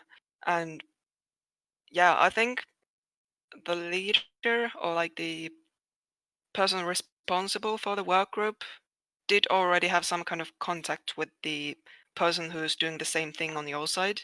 So there might be some exchange of information there already. But since we seem to be done with one part that you might not be done with yet, maybe we'll have to work on some translations. Yeah, I mean, because I've been very active, actively involved in the sort of. I think it's fair to say rewrite of the principles platform, the entire document, and thus it's very reflective of what I think of the direction that the pirates should be taking. And there are a lot of very recognizably left libertarian ideas in there. For instance, if you want to have UBI as a policy in the policy platform, then the only way, and if you want to be sure that that the party doesn't end up supporting something entirely counter to your idea of what the whole policy is supposed to be about, then you have to have some kind of guideline, some kind of a basis. And that's what we've been building with the principles platform document. So the thing most maybe related to UBI there is that we don't explicitly state that nobody that working should be voluntary. It should be entirely it should never be it should be 100% voluntary. We don't go that far, since the whole you probably know as another Nordic country that this whole sort of glorification and sort of glorification of work in and of itself is pretty prevalent. But we do say that the basic the basic subsistence and even thriving ability to thrive in society of any person should not be tied to the question of whether they are working or not. And this is this is sort of a safeguard. This is a sort of very decided left liberal or left libertarian safeguard against those understandings of UBI, which would be just end up being ways to cut welfare or make things worse for people who already have it badly. No, but I mean, I mean, I think it's fundamental that it comes from a wish to make sure, but maybe that's also part of my problem. I mean, to a way to make sure that you do not force people to make decisions based on based on either I do this or I starve, right? I mean not being able to make a financial choice in life. And I mean, I think the millennial and Generation Z are now getting double. I mean, millennials getting double hit by this. I mean, a lot of people can't afford an apartment, can't live a safe life. And once you do, you can't change job. I mean, your loans are huge. I mean, so many people live in, and you cannot take a risk. You can't take risks. You cannot be honest. You cannot tell your employer what you really think about something. A lot of people are terrified within this type of system, and it builds on top of that. And it's this what I'm saying, from maybe what you could argue from a more right libertarian way, is that also this type of market this is not what was meant with a free market. Now, exactly, this was never what was meant, and a free market exists only when those who are also allowed to, who are working, are making a choice to work. That's how a free market is. That's kind of a part of a fundament that it builds upon. So that's kind of But I understand what you're saying. I mean, a lot of, but I'm not sure I would call them even.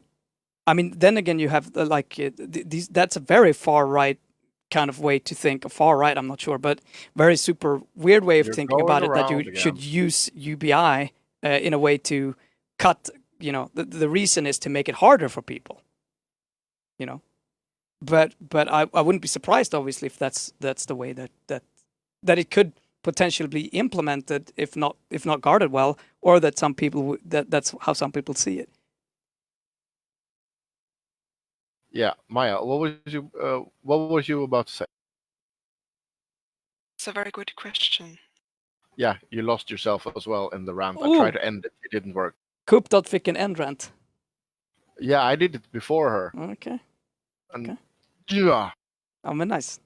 This end rant doesn't work if you just keep ranting, I mean, we all lost, but yeah.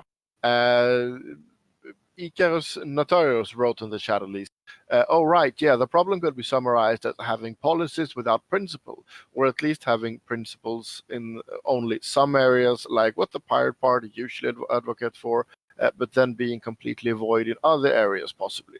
I, for an example, I believe that we will be having a big part of the transitioning to the new system that I believe will be a lot more like, for example, the German system. I believe we will have a lot more smaller parties in the governments.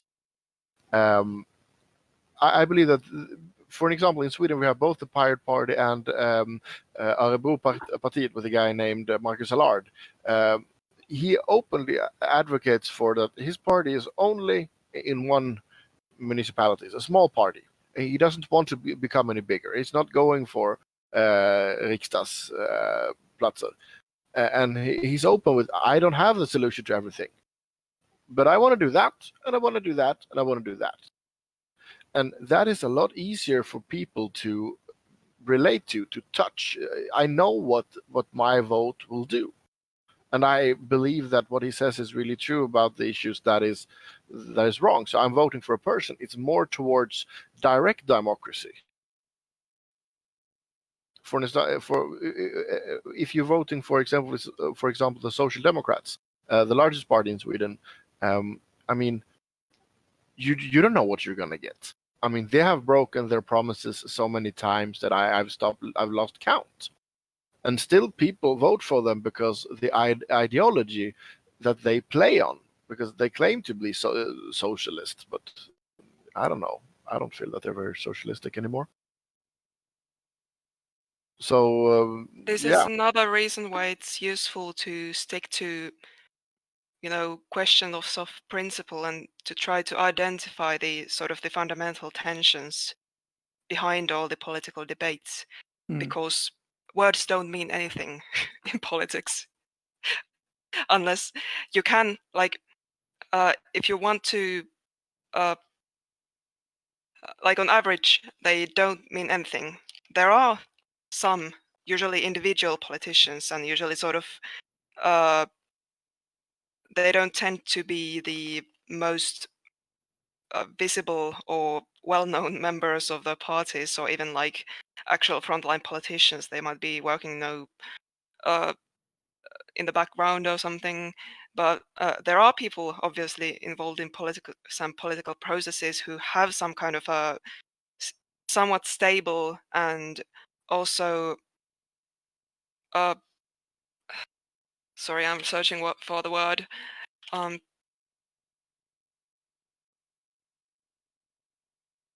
A coherent framework, like in their own minds, when they speak of things and when they form their positions. And that's just something I found that many people actually very much involved in politics don't strive for. Like, it can, if you don't follow the sort of line of questioning deep enough to end up with these fundamental tensions, then you're not going to have the kind of you're not going to have a coherent worldview or a coherent set of politics to put forward. And that's the basic, and doing that, like having this always operating or trying to operate from or maybe even make explicit the framework and the assumptions and the you are operating from, is the sort of the only way to bring some sense to all of the discourse, since, as said, most of the words, most of the isms and for instance, left and right, all of this like staple political lingo that gets thrown around, it's way too scattered when it comes to how people understand them to for productive conversations to even be possible. Like, the Social Democrats don't necessarily seem too social democratic or much less socialist nowadays. This brings us to the very easy quip about like, this also brings us to the people who are like, those people, howling in the street in a neo-Nazi protest can't be Nazis since they don't call themselves Nazis, or because like Nazis are something that only existed in the 30s and 40s in Germany, and or for instance that who cling to words and like their personal often not articulated idea of what those words mean. Another example is just like it also goes the other way around. If you believe if you without fail believe everything that someone says, like like believe the words or take for granted like the words that someone uses to describe themselves, you're also going to just end up getting nowhere, since we have the People's Democratic Republic of Korea, and we have the People's Republic of China. Are they republics? Are they democratic? I think it might be hard to find anyone who'd say yes. Yeah, I mean, fundamentally, to me, like the way I see it is that these things have shifted so drastically. The meanings of these worlds are very destroyed. In our daily discourse, and it's not like that's I wouldn't say it's an internet yada. The opposite.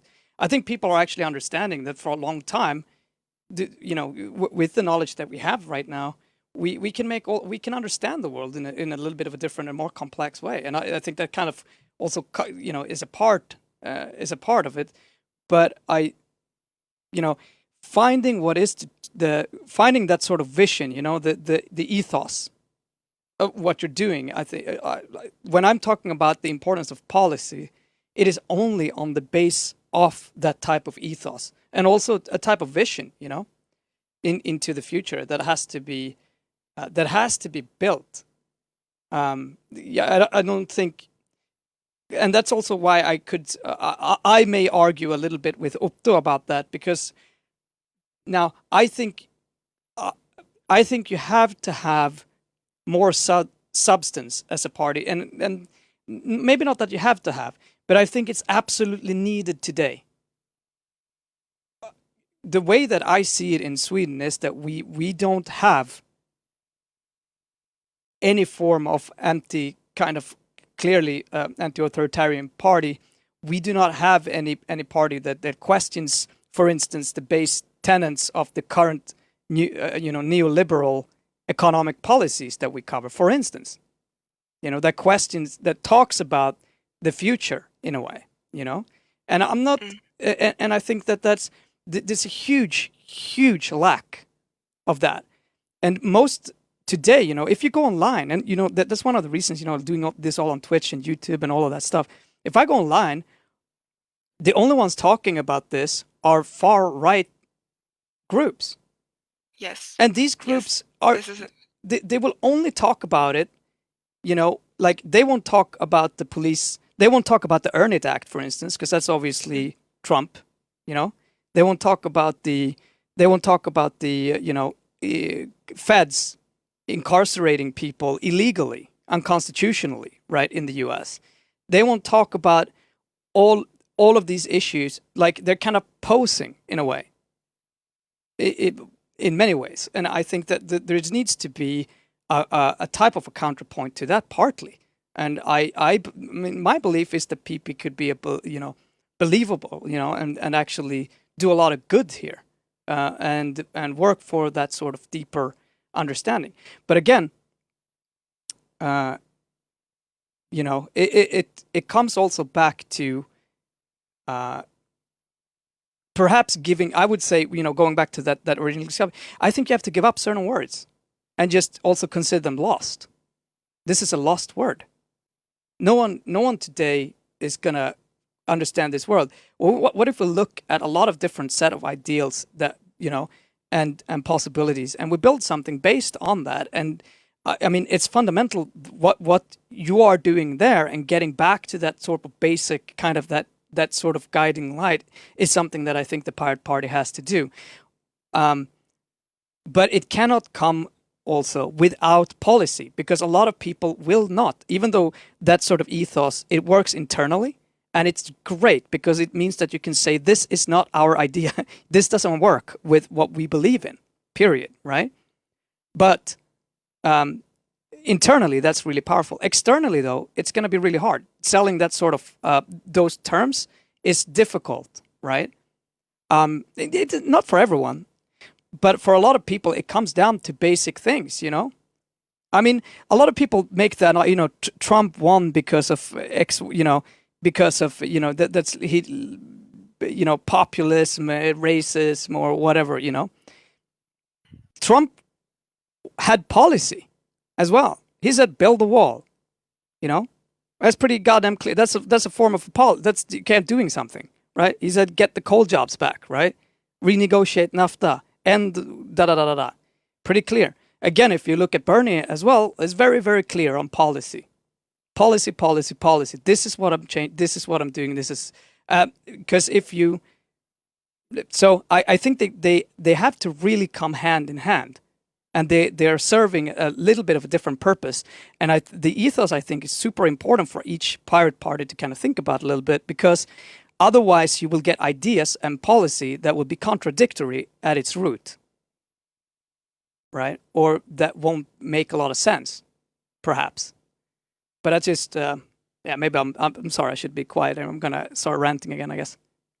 There are always so many points that I have trouble even like remembering the earlier ones.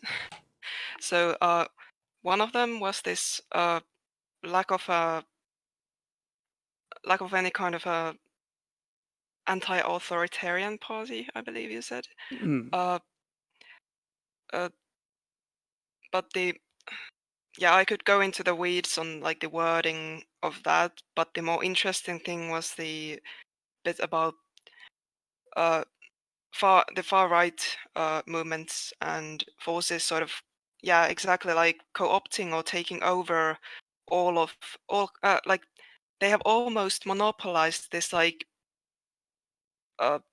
any more they have almost monopolized like serious critique of the prevailing system, like the just any like criticizing the entire structure, like the mega structure of our like current society, like the like some of the principles there. We have basically like we as I guess progressives and many of the established mainstream parties as progressives have sort of just ceded the ground, like surrender that territory to the far right. The same things arguably like is threatening to happen with like free speech advocacy. It's very hard, I find, to or it can be very hard. It takes some deliberation to be able to talk about free speech issues or concerns nowadays without getting lumped in with very unsavory people, or not necessarily, or just people you don't want to be associated with. So I think that's a mistake. I guess that's a sort of a symptom of like the way, symptom of this neoliberal hegemonic state of things. And I think you're really kind of and what I hope and to see obviously is that the Pirate Party grows out of that, and becomes in a way a progressive force for change, but it also comes with not being afraid to a certain extent. And I would say also going back to, what in many ways the Social Democrats forgot was the workers, That's what they started, they were done in the 80s in Sweden. They bought Ronald Reagan's talk.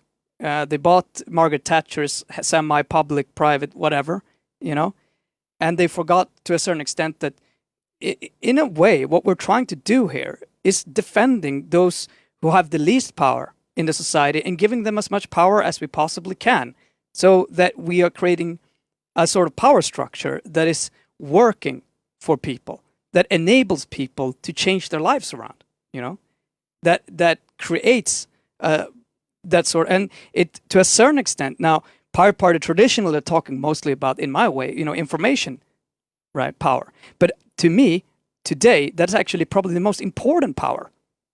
So, to kind of answer a question I'm seeing there, I would vote for Pirate Party in the next election, probably no matter what, because I see the information power to be fundamental. However, if the Pirate Party had some really weird economical, considerations about it, I would kind of doubt it. I wouldn't think they're honest.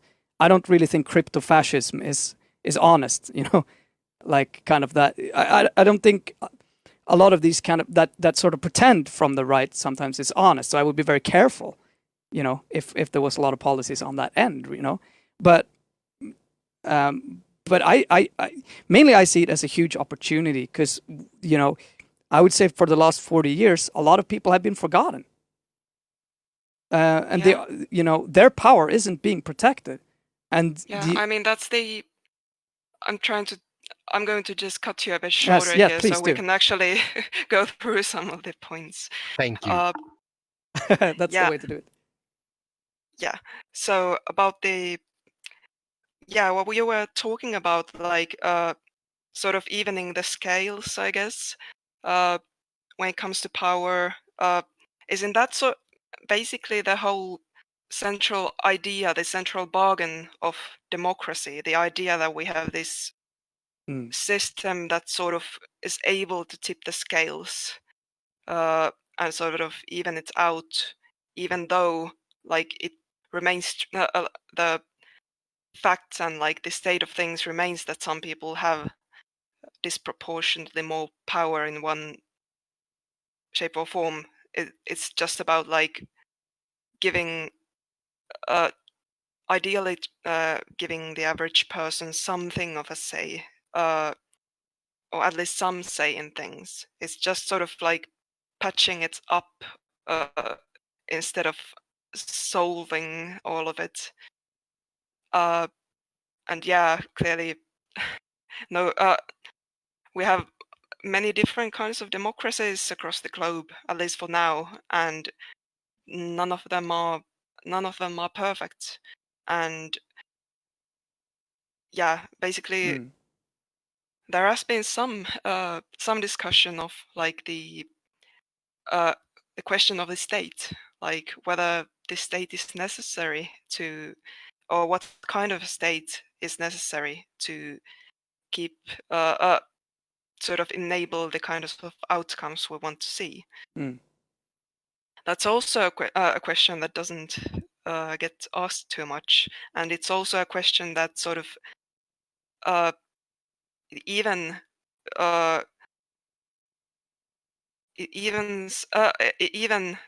puts into question like the whole idea of democracy, since like especially like representative democracies are they exist within the state. You have to have the state in order for something like that to exist. I mean, you can reach an authoritarian rule by removing the state. Like this also, I mean, like to a certain extent, I'm very now, and that's kind of, you have to kind of go back to socialism or anarchism, syndicalism or whatever to kind of figure out, okay, what's the steps to be able to remove a state in order to keep it from becoming, some form of feudal system again, right? Either remove the state or somehow make it obsolete. And I mean, but then we really get into kind of that sort of old discussion back to Marx, kind of, I suppose. Yeah, maybe it's almost as if Marx isn't as irrelevant as some people would like to paint him to be.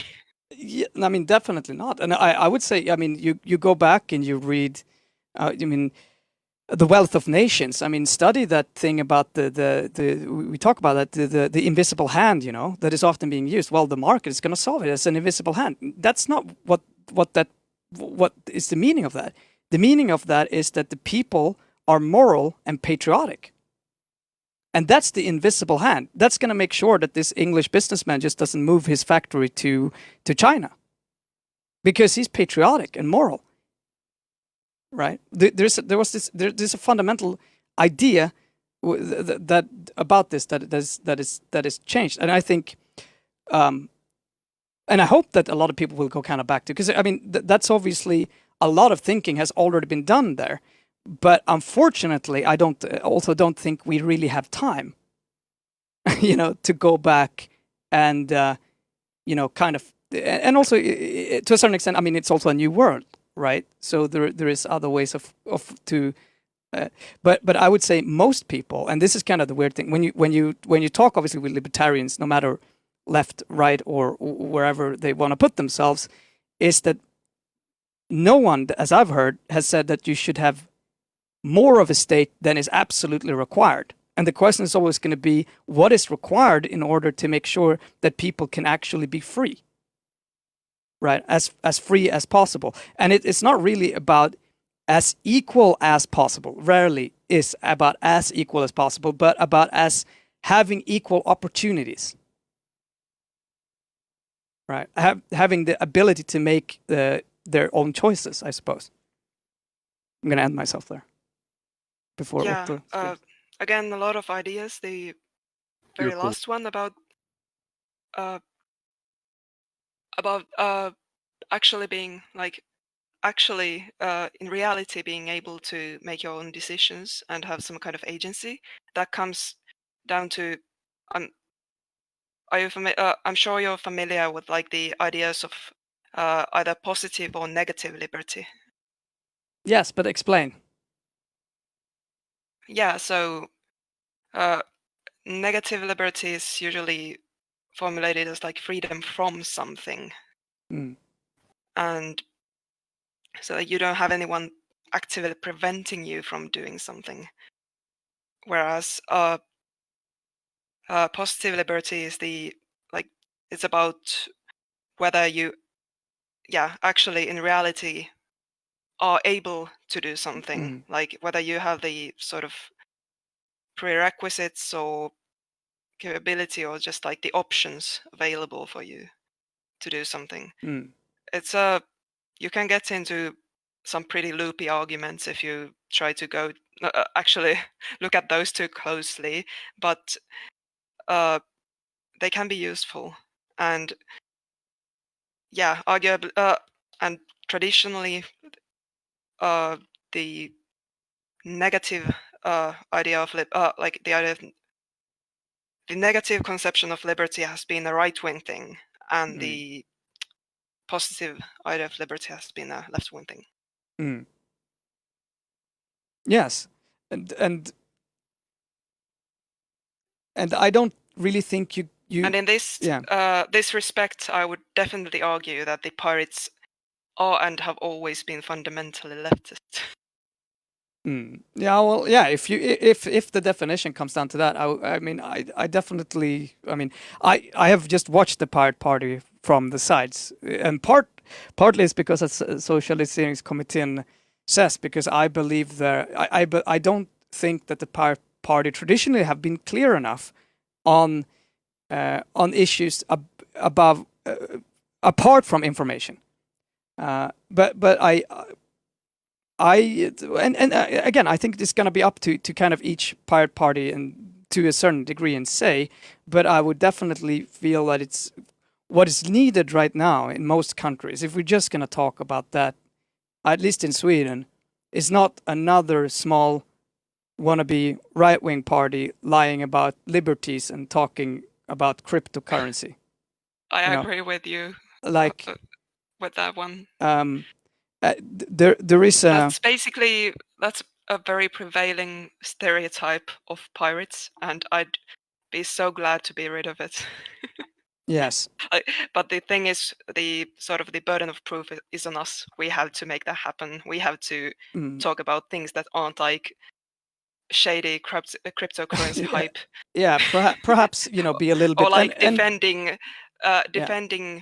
Nazis from getting called Nazis or something. Yeah, maybe not. Otto, and maybe just to quickly tie up, I gotta get some food here by the door. But and that's and talking about that, those sort of things that you're doing is great. I mean, we need that sort of ethos, pathos, this sort of thinking, and then on top of that, I think clear policy is what's going to change things. And and also not get stuck. Let's not get stuck in right and left, because it's falling apart, and I think a lot of people are seeing that. What is left today is left really. It's left really neoliberalism with a veil of identity politics to kind of cover it up. Is that left? Is that how we're going to define it? I'm going to go get the food here. I'll be back in a second. No worries. Yeah, you were saying something, Maya? No, just elaborating on what he. Yeah, keep going. I've been listening. Yeah, sure. So, actually. Another thought, I'm going to get something to drink as well. Yeah, okay, go get some drink. Yep. I can derail this thing completely. Yeah, you can just whip the chat into a frenzy and we can never get some... we can never get back on track again during the entire stream. Yeah, I was actually going to do some commercials instead and tell everybody what Pirat-TV is, because we don't do that enough here. And we are what I love to call a media guild, but Kingland doesn't like when I say that. So we are a media channel, which has been focused on just pirate media. Me and Kingland got pretty sick of the journalists in Sweden being crappy, not asking the hard questions and stuff like that. So we started Pirate TV out of what was the media channel for the Swedish pirate in the European election. We just took it over. Kringlan was doing it with Matthias Bjernemalm, and I was helping. And after the election, Matthias didn't have the time anymore. He has now 2 little children to focus about. And me and Kringlan just did our own thing, and it grew. And we currently are doing news segments in Swedish every day from 13. We are doing Knaktuelt, my show, that's set on every Tuesday at 4:20. Which is about narcotics and narcotic politics and harm reduction. Politics. I'm getting tired.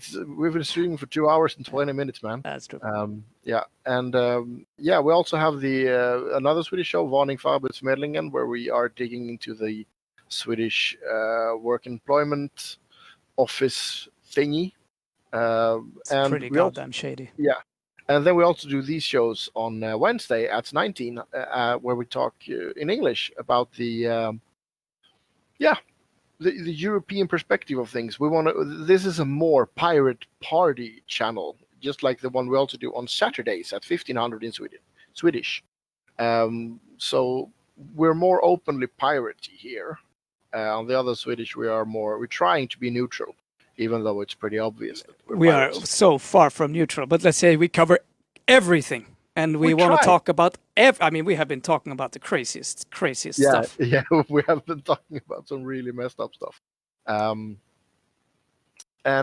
we also have tomorrow we have Perspective, also at 19 o'clock. That's a Swedish show about by a POC person, Sally, and her views, basically. So it's generally talking about people of color's experience in Sweden in different ways, and often, last time was about entrepreneurs. I'm not sure what it is tomorrow, actually. I didn't check. Oh, it's going to be exciting. So just listening to perspectives. Yeah. And since you're back, I don't know. I'm getting pretty tired. Am I wrong in this? Kringlan, how do you feel? Sorry? Are we gonna start dropping the show, or do we have any more topics you want to cover? No, I just want to play this really quick. PTV, transparent, anti-auktoritär och progressiv media i tydlig sås med synkreistisk skitpost. I'm sorry, you didn't hear that. That's funny. In Swedish. That's what Otto said. Okay. No, I don't have any. It's been a really Socialiseringskommittén has written a lot. Ikarius Natrius writes a lot of clever stuff. I'm really happy. It's interesting that we've lifted this discussion to a pretty deep philosophical one that I feel is absolutely necessary. And I really look forward to hearing, if you can translate that from Finnish. It would be so interesting to read and think about. Yeah. I don't know if Maya went to get some water. Okay. I don't know if she's back yet. Well, it would be super interesting to kind of read that, and to be kind of back to PTV and what we do. Obviously, what we want is conversations with people. That's the fundamental thing. Being able to have them here, host them here, and in many ways also, in a way, stand up to, because at least Swedish media, YouTube, young Twitch, is kind of flooded by views that I just do not agree with at all. And, we're going to have a conversation. Someone's better, get up and kind of do it with them. And I've been back for like a minute or so, but I'll give you some. I was just saying, giving some compliments here to everyone in the chat, and particularly you also for lifting the discussion up to those really interesting things. And also, it would be super interesting, obviously, if you can translate that to Swedish. And I would also say, the more I think the pirate parties, obviously you are in communication with each other, but even communicate outwards. in a way, is so good. And I think a lot of that conversation can be had, and the discussions that come with them are so fundamentally, important and necessary. And at least in Sweden, I know a lot of people, they don't talk really about these things anymore. Everyone is so afraid of it leading into that, right, left, yada, yada, yada, the latest thing. Oh, Greta is horrible. Oh, Trump is yada, yada, but these are, extremely important philosophical discussions that and that are just so vital to a democracy fundamentally. And to your point about democracy, so important as well. More democracy. I mean, we didn't even get to. We didn't get into or even too close to my main hobby horses, which are actually, yeah, you kept coming back to information. You were about kept going. Yeah, information, info policy, digital policy, the policy, like technological policy. These are again things I sort of try to touch on in that seminar talk of mine. Maybe we can like put out some links somewhere, but yeah, send the link and I will make sure they're forwarded. Yeah, sure. So these are things I'm really passionate about, and I also think these are the core. This will have to be sort of the policy side, the core of the pirate movement if we want to attain some kind of relevance, since they are questions like we basically have to. I'm repeating myself here, but we need to politicize technological, like the policy of technology. We have to politicize it. We have to bring it into. We have to make it a topic of discussion. For the most part, like technology isn't like it's always viewed through a very limited set of lenses, I guess, and it's never seen as like there are no principles, there are no like guiding principles or like a shared idea of like if there is some kind of like a technological policy, it's just about like, I don't know, funding, like innovation funding or something. But the thing about but like the idea, like the conception that based on mainstream political discourse and also legislative debates, most politicians and most people seem to have or many people seem to have of technology is that it's just this thing that lives a life of its own. It just it's somehow separate from like the rest of society, or it's somehow separate from us. It's somehow as if it mostly evolves and develops on its own. And I think Christian Engström put it really. This is categorically, and this is so many kinds of wrong. There's so many kinds of wrong. Like, I mean, it's absolutely so fundamental. Untrue. Yeah, and it's so fundamental these days that it's absolutely ridiculous. You can't even imagine a world without it. I mean, just try. And Christian Engström put it really well. He said that the politicians still treat it like a toy.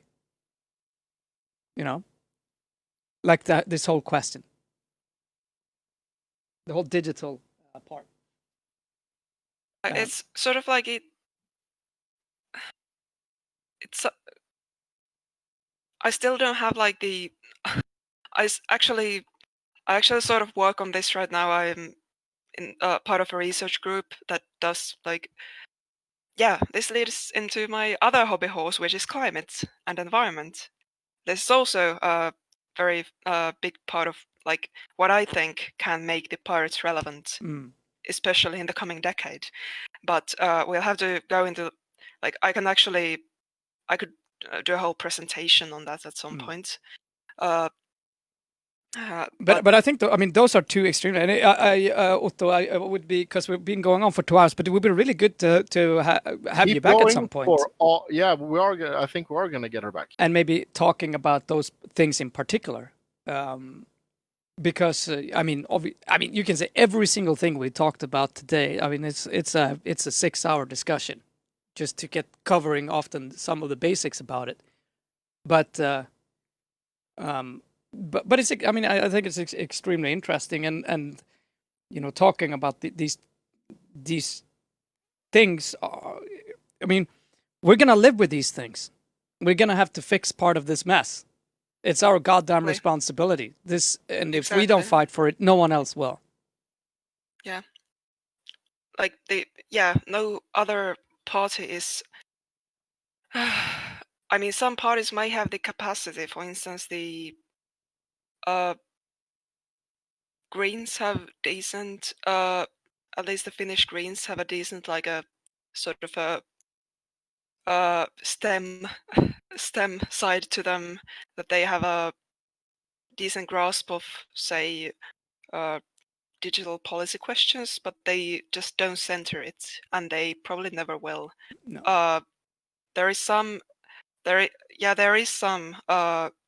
think there are some currents. There is some movement, at least on the European level, to sort of tie this whole Green New Deal thing into the digitalization policy, but still somehow we don't see any talk of that. Like, nobody seems to be interested in like actually centering it and bringing it, taking it up for debate, bringing it into the general discourse, even though it's like it's a very central part of like the conundrum wherein it's just they seem to, even the parties that seem to have some kind of a decent understanding, or even like some almost maybe the beginnings of a philosophy regarding technology, say, or digital policy issues, they seem to be pretty content to sort of like try to fade those questions back into the background again, or keep them there, like within the realm of like experts and between experts, legislatures, and I guess lobbyists, and that just doesn't serve our like collective interest very well. No, it doesn't currently, and maybe those are some good words to end with, and hope that we can get back to this discussion as well. I mean, and I want to say, obviously, we talk about news every day, mostly in Swedish, obviously, but we love to get distracted with things. And getting back to, I got a question from the chat there. I'll make sure I'll also answer that. I think we did talk about, but post game is when we on Fridays, or it can be kind of random, when we play games together and just sit and relax and chill, and sometimes work on design or work on channel related stuff together. And Perspective again is that show, which is tomorrow. Watch that. Sally will cover cover some form of topic, not exactly sure what. I will be here asking her and her guests your questions, but it will be from the perspective of people of color, and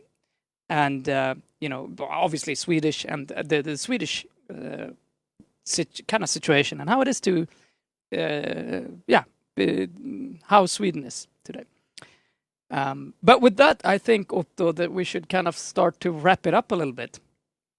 If Maya is all right with being silenced for now, and then of course, I think now would be a good time. But I have some because while we have been speaking here today, I already booked next week.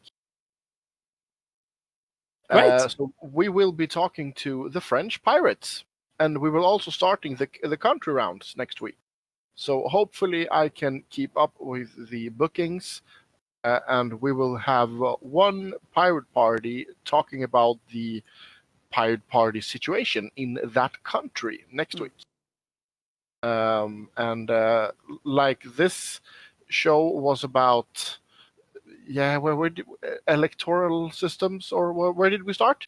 We went, like always, all over the place. Yeah, well, but it's been super good. I want to obviously thank you so much, Maya, for being a part of this. And again, Thanks for having me. I look forward to. I mean, I really want to read all of this, and I mean, remember that we are here. If you want to talk about more, use us. If there's anything we can do to support the movement in any way, who knows? Maybe there's some Finnish people that would like to have a particular show. What can we? Maybe we could help out with in some way, one way or another. You never know. We are here at least, and absolutely. And thank you everyone in the chat, obviously, for coming with us. A lot of good. Thanks. It's been nice engaging with the very active, participants in the chat. Yeah, and I mean, pretty much our whole idea is obviously to let you derail us out into nothing. So we just welcome it. It's really fun, and it often makes it for much better discussions. So thank you again, and we will see you tomorrow in Swedish, obviously, for those who who can tolerate that, at 1 o'clock. Am I right, Otto? I'm not missing anything, right? 1 o'clock if we are on time. Right. We are gonna be. Did you even have a show today? Yeah, we did. Okay, because okay. Yeah. You gotta stop just messaging me. I mean, no, I called you. I called you, Otto. I had no. Check your phone call. No, that's a lie. I always call to wake you up, man. I gotta take a screenshot and post my call to you where you ignored me at 1. Why didn't you film it? It's not like you don't have a camera over to do it. I should have felt. I actually thought you would answer. So but whatever. I will make sure I post a screenshot of my call register so everyone can see that I actually did try. Okay, we'll see. But you'll be up tomorrow, I'm sure. Let's not sit up too late. Tomorrow I won't be in you won't be actually. Ooh, because true. I will be away filming. I'll be in the background for Perspective later that night, I think. All right. But I will be away filming tomorrow. So I will see you guys on Friday. Friday, which is our Corona special update day. So we will have René here, and we will talk about. Sometimes that evolves into a super crazy stream. We'll see what happens. Yeah, for Draco Malfoy, he knows how to really right-wing derail things. He does. Yeah. Which is one of the strengths. Also, a little quick about the Pirate Party. I think it's a house for a wide set of ideas in a way, and that's not a bad thing. It's a strength in many ways, specifically now. Now we're ending. Don't go on another rant, please. No rant.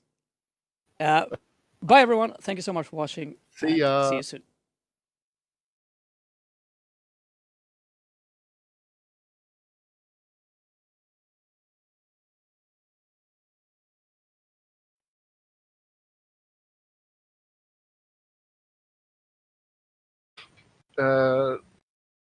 Kuken ute. Nej, stoppa in den igen, Miss Midget, så är du snäll.